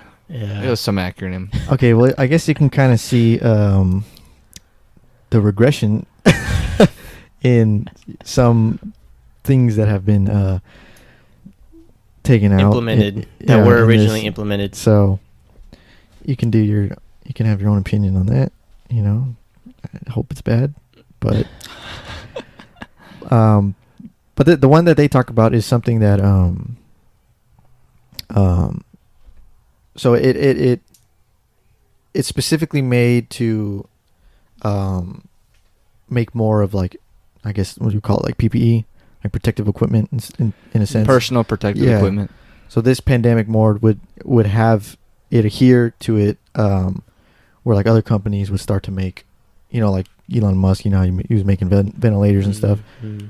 Other companies would, Like assist. assist in making Yeah. things, and you would have obviously leaders in certain places to look over, the production of those things.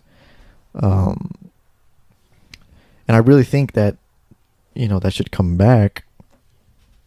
DT, Donald Trump, talking to you specifically, but I was reading too about World War II. They were talking about in this journal, or no, yeah, they talked about it in this journal how World War II they had something similar to that, but it was for war. Like And they had- mobilizing yeah, like and they had- private companies, right? Yeah, they had companies who would make like artillery, and they had companies that would make aircrafts. Yeah, that's they how would the have- resurgence of the Yeah. economy came back. And because of World War exactly. II. Yeah. But I think there was That's something I didn't think about. Yeah. You leveraging this. Well, Uh, I think that's one thing we haven't given enough credit to companies that did step up, like Tesla or like Ford, or there's been multiple companies that did step up and try to, like even fucking Charmin, when all the toilet was gone, the toilet paper was gone. Those dudes Oh, stepped yeah. up and like started mass producing that shit. It's like we don't give these companies enough credit for what they've done. Mhm. Yeah, it was called the War Production Board of World War II. It was the agency of the United States government that supervised war production during World War II. And I had read that actually there was a quote from Stalin that said the reason we won the war was because of that. How we It's because of- mobilized. how our we mobilized our economy. economy and all that. And we just gotta say that was the women, right? The women that stepped in. Yeah, they're a huge Yeah. factor. That Yep. yeah. They came in and led the economy while the men went off to war. Yeah. Mhm. And you gotta give the credit to them. Yeah. Yeah. So I to me, this is a fantastic idea of having, not idea, but something that should be brought back, Yeah. into, Yeah. obviously, like, for whatever reason he did it, obviously he couldn't have forecasted that there'd be a pandemic. Right. One of During the worst his- pandemics. During his, Oh, Yeah. man, the fucking timing. Yeah. during Can't his write this presidency. stuff.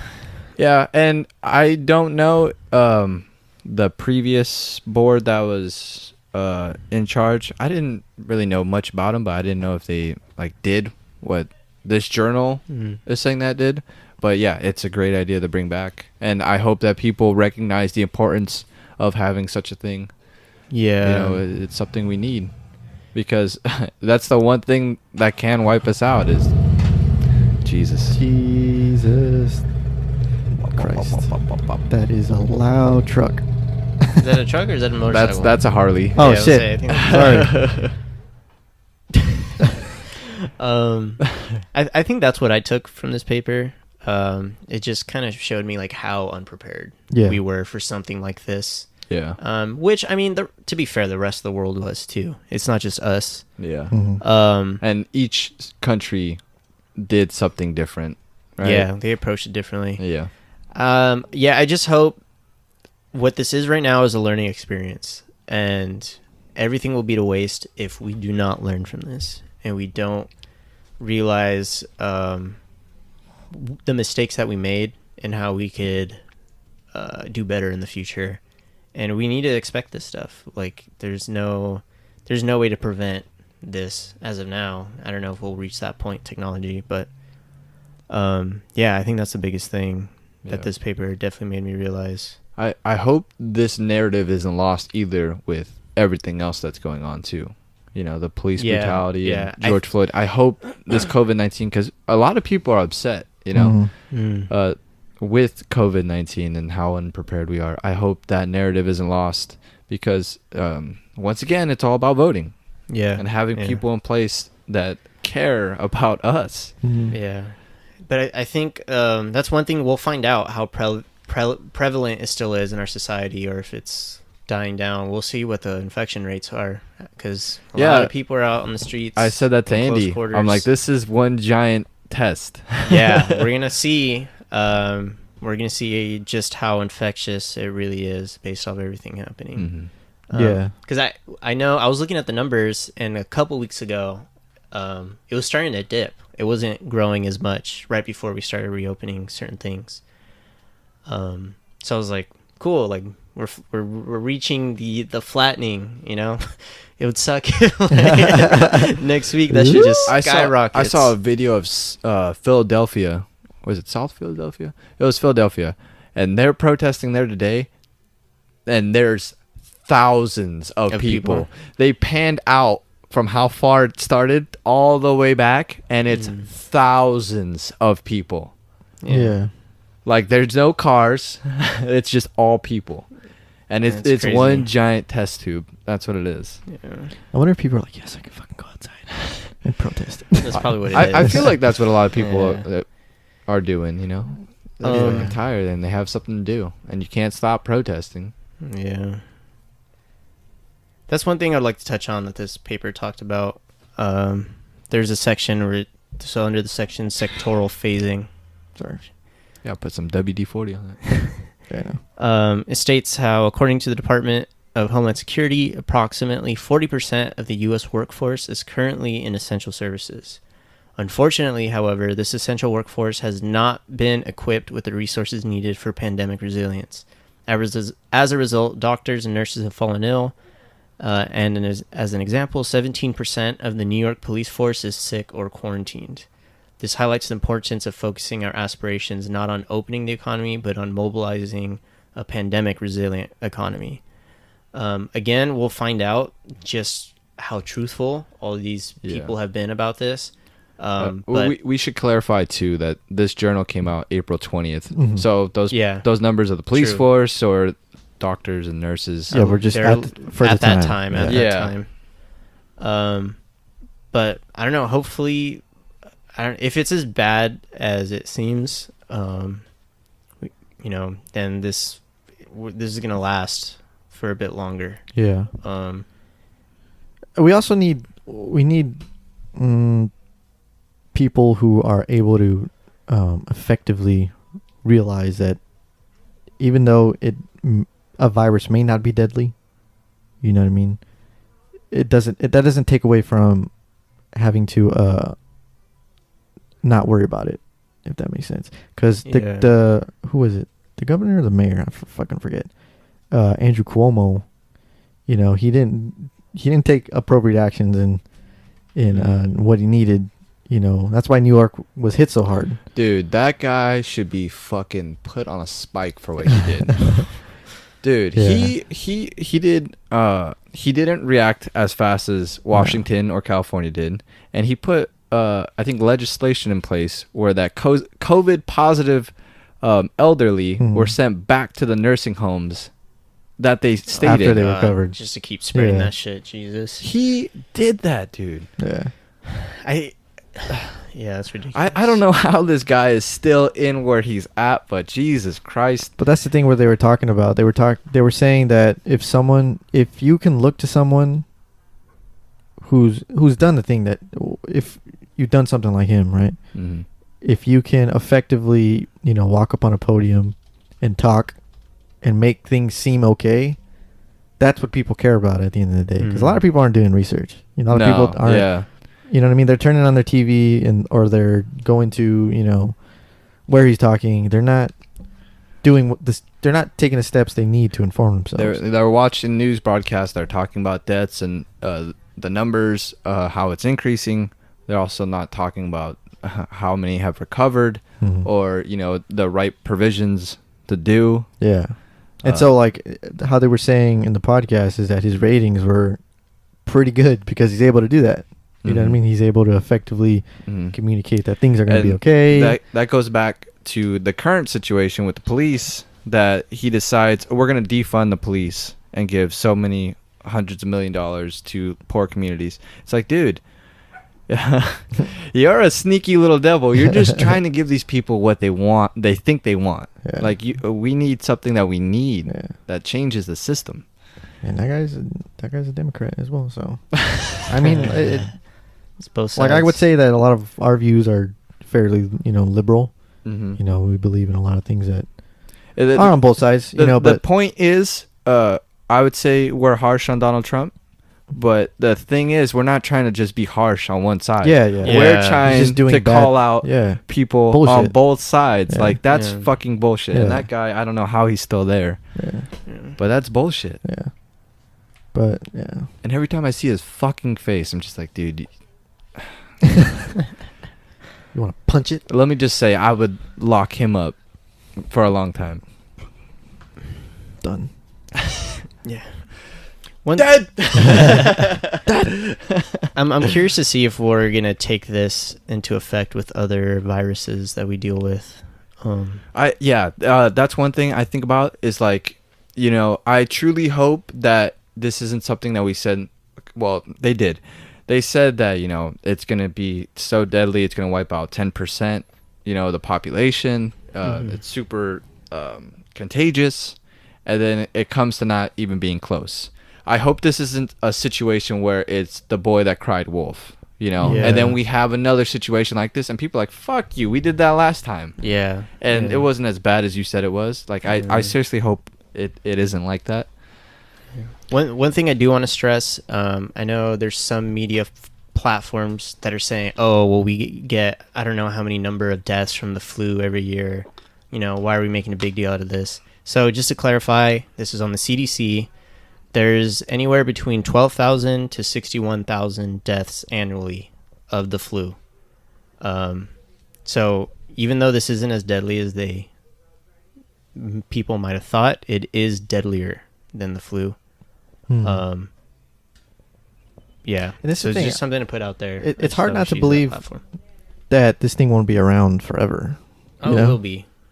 It's like we don't even The have the fucking cure. the we don't have flu a is cure. still Yeah, around. we don't The have flu a is cure for the around. flu. We Yeah. don't have a cure for the goddamn common cold. And I think that's the thing. It's like, do we want, Bro, do you think they want a cure? I don't know. Do you think they want a Prob- cure for cancer? Do you think they want a cure for AIDS? No. I don't know. I don't know. Like, I think from my understanding, it's, as of right now, it's impossible to create a cure for the flu. I don't know about cancer and AIDS. Just because of mutation, Because right? of mutation, that's the issue. And I think that's the same fear with this, is we're going to have just another virus that we won't, the fears that we won't ever be able to cure, to get rid of. Yeah, it's just because if you accept that it'll be around forever, it's like, what do you do at that point? You know what I mean? Yeah. You have to Yeah. with that you have to accept that there are going to be deaths. Like, there's nothing you can do about that. Yeah. I And that- think too, when people are kind of okay with just waiting until, you know, someone tells them it's okay to go outside. It's like even when they say that, it's not like this thing's gone. Yeah. You know, Yeah.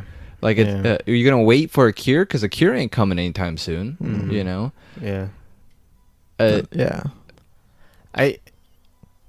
I completely agree. And I think that's one thing. I feel like on one hand, this paper said a lot of like, well, no shit type of, Yeah, type of yeah, things. dude. Yeah, yeah. Like, there's a lot of things where I'm like, well, duh, you know? But I like, Thanks, Harvard. I just like the approach, though, of health and economy. Like, how do you balance the two? Mhm. You know, how do you? Because it is an important aspect of our society, right? We can't just throw one out the window, and like you said, we can't just sit around inside waiting for a cure, because that's just not reality. That's not how life is. Yeah. So it's like, why don't we come up with a real strategy to protect people, and try to have our life as normal as possible? Or- Yeah, like what a normal was. lot of countries did a lot better than we did. Yeah. Yep. And you could see, I don't know, you could just see that we weren't prepared, obviously, because someone, you know, decided to just completely throw away the board that we already had, and they didn't think that, you know, It would be needed. it would be needed. Mm-hmm. You know, obviously it was proven wrong. But you could just see the values in that. You know what I mean? You Yeah. could see the values in not really. This is a potential threat. It's not that it's a threat now. Obviously, it's a potential threat. Mhm. And you have, like, if you have the means to throw that away, I don't know. To me, it just says it says a lot.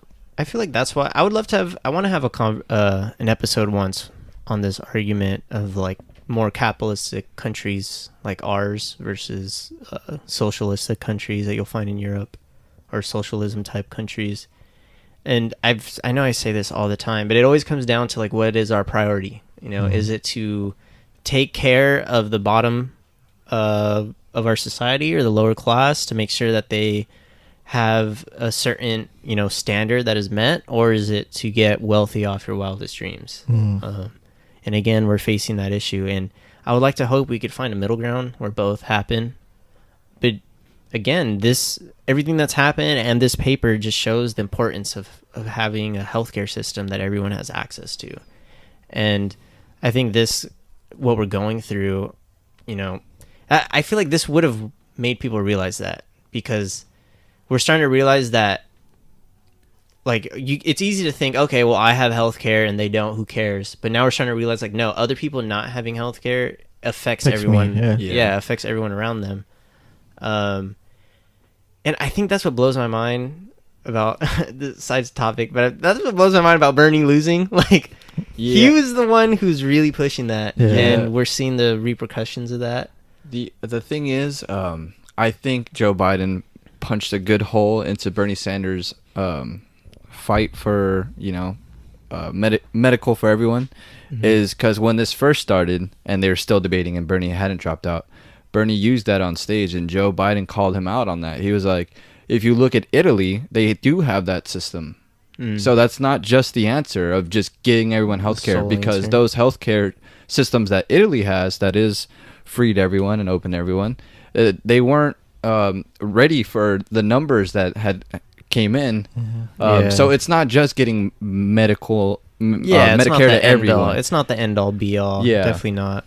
I think it's a system. It has to be a system where people have access to Medicare, but it also has to be innovation. Like, America is the leading force in innovation, and I think that's what we need, is more innovation when it comes. If you think, like, in America, we'll use neurologists and psychologists that understand your brain, and we'll pay them to get you to get stuck to your screen longer. We'll do that in America, but we won't try to figure out how the brain works and go deeper into that. And it's like what you said. What is our priority? You know, are we trying to better our society, or are we just trying to get rich off everything? And I think that's the question that we're. Or where can we make the money? Argument that we're having as a country in broader terms. You know, and I think that's also happening with the protests, because you could clearly see that the bottom of society is kind of what runs the economy in a sense. You know what I mean? Oh yeah, 100%. The middle class is what runs this country. Yeah. So it's almost like a no-brainer. You know, it should be. Sorry. Yeah, it should be, but I don't know, man. Just take care of one another. You know, don't. Yeah. I guess that's the only thing. Is I would just hope everyone would. You have to focus on yourself to a certain extent, but we're all on this on this planet together. We're all humans, you know. Let's take care of one another. Let's make sure everyone has access to the necessities, you know, food, water, the right to be happy. I mean, that's in our Constitution, you know, the right to happiness. I think Jocko Willink released a video yesterday, but he was sharing the story about it was Christmas Eve in World War I. And the English heard the Germans laughing and having fun, and then the Germans called over and said, "Come on over, Tommy," and that was like the slang for an English guy back at that time. And then they eventually came over, and they shared drinks and food and played soccer. I heard this as well. And they found out that they were humans. That's just another man on the other side that has orders the same as yours, right? So what Jocko is trying to paint is that even though all this is going on and you have a lot of anger towards the police right now, remember that's a human being. That's a person that has a family. That's a brother. That's a sister. That's a wife. That's a husband. Don't forget that they're human beings, and they probably just signed up for this job to better the community that you live in, and it sucks that one guy tears that apart. With the George Floyd incident, obviously there's been plenty of other incidents, but don't forget they're humans. Yeah. Have 'cause empathy for them too. Because this isn't a human versus human problem. You know what I mean? This is a human versus an ideology problem, which is racism, and it happens. It just so happens that, because no one's born racist, no one's born a bigot, no one's born, with discrimination in their heart, right? It's unfortunate, that some people grow up to be that, or get taught that from their parents, and then because their parents taught them, and it's just like this cycle, right? Cycle that we obviously have to break, but yeah, we're all living on this earth together. Obviously, it's okay to be selfish at times, but you have to understand that your actions may very well affect other people for the better or for worse. You whatever you do, right? And it goes specifically for politicians and people that enact bills into place and things on the lower level in their cities. They might not see it firsthand, but that's what that's why I think it's so easy for them to push a big red button, right? It's because it's really not affecting them personally, when they pass laws, for certain things. And I think that's where, empathy doesn't really play a role with a lot of politicians, because it's easy to just not like it used to, right? Yeah, because not there like it was used to. presidents in our don't get me wrong, history yeah. that put that into Yeah. account when they would make decisions. Yeah. Right. Yeah. So I don't know. It's just we're going through cycles, right? We're going through a lot of cycles that we thought were over and we thought that we broke, but it's turning out it wasn't broken. It was just shoved under a mat, right? And now it's a little more, not sneaky, I would say, but just a little more undercover, right? Because there are no blatantly racist laws now. All of that is gone. Mm-hmm. Because obviously that wouldn't fly today. Mm-hmm. But what would fly is something that's, deep into like a contract or in the fine print, So I don't know. Change needs to happen soon, or and I think what was it? Dr. Cornel West called like America like a failed. He called something. He said that we're a failed experiment. I think is along the lines of what he said. And I couldn't agree more with that. So I don't know. I wish I could just like Thanos snap. I think it's Things. easy. I think it's easy. I think it's easy to make that harsh judgment of America. Yeah. Especially if I don't know if this guy's a citizen of the U.S. or not. But it's easy to just say that. And, No, yeah. not understand that we are part of a country that fought off one of the biggest, baddest empires at the time, the British, and won our freedom, and then we kind of just kept going and creating this thing, and now we're here at this point. Like, yeah, we're an experiment, but you can't just call us the biggest failure. Like, I think we're still trying to figure this thing out, because no society is perfect. Yeah. No matter where you look. I know people like to joke and say like, oh, I'll just move to Canada. Like, Canada has the same problems we do, And the problem with them is that their freedom wasn't won, it was given. And you can see with a lot of the policies that they make, they can easily take away freedoms that we have here that are protected under the Constitution. Like, there's problems everywhere. Yeah.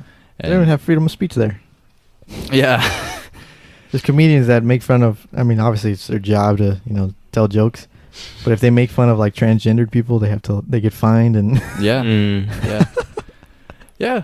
Or like that guy that killed 22 people with it wasn't even, he didn't even fucking use a handgun, I don't think. Or he used it to kill like, I think 7 people, but the rest was either a handgun or a knife.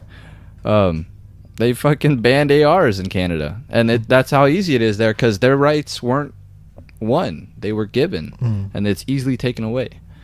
Like I said, no system is perfect, and I think we're not just the world's greatest failure. I think we are just trying to figure this shit out. Yeah, obviously that's subjective, but it's just,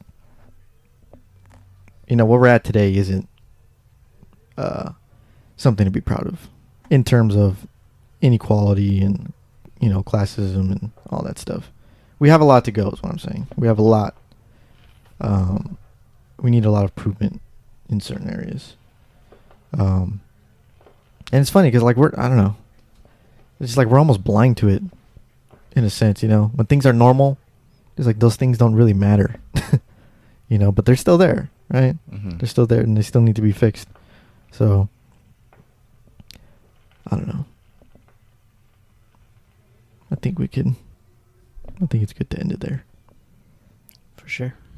Wow, what a high note. I think hey, we're not in a very high note time. Yeah. So, it's, it is what it is. But, I think we had a very good conversation about everything that's happening. Sorry. What was that? My phone fell. God, it scared me. God damn, you jumped like a cat. Oh, man. So, and whoever's listening, I don't mean to make anyone depressed. It's just, it's the state we're in right now. Like, I was going to say, people came here to Yeah. escape all that shit, Andy. Thanks. As much as I would love to, goof around and crack jokes all the time, it's just, that's not real life. All the time. Yeah. So it is what it is. And obviously, I would like to inform people who are not informed. But yeah. Anyways, thank you for listening. I hope you have a very good day on Monday when this comes out, and I hope you're finally driving to work, and you're like, yes, I can finally do something.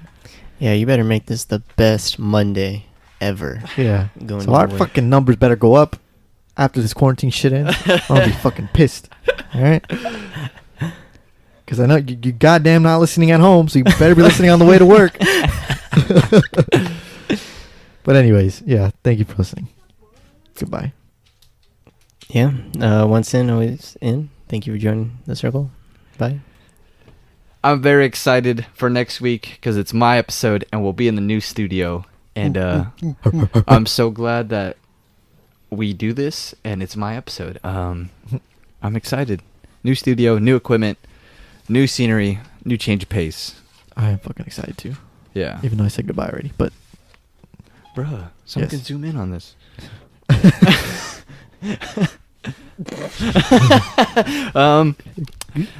Yeah. I did. Oh, okay. Hopefully this blocked it. Whatever. Okay. I hope you guys enjoyed the conversation. I know I did. I don't know if we touched on Andy's subject enough. it's fine. I know I said goodbye already, but I enjoy whatever conversation it is. I enjoy if it's productive. So Yeah. If I can just say one thing, remember, police are people too.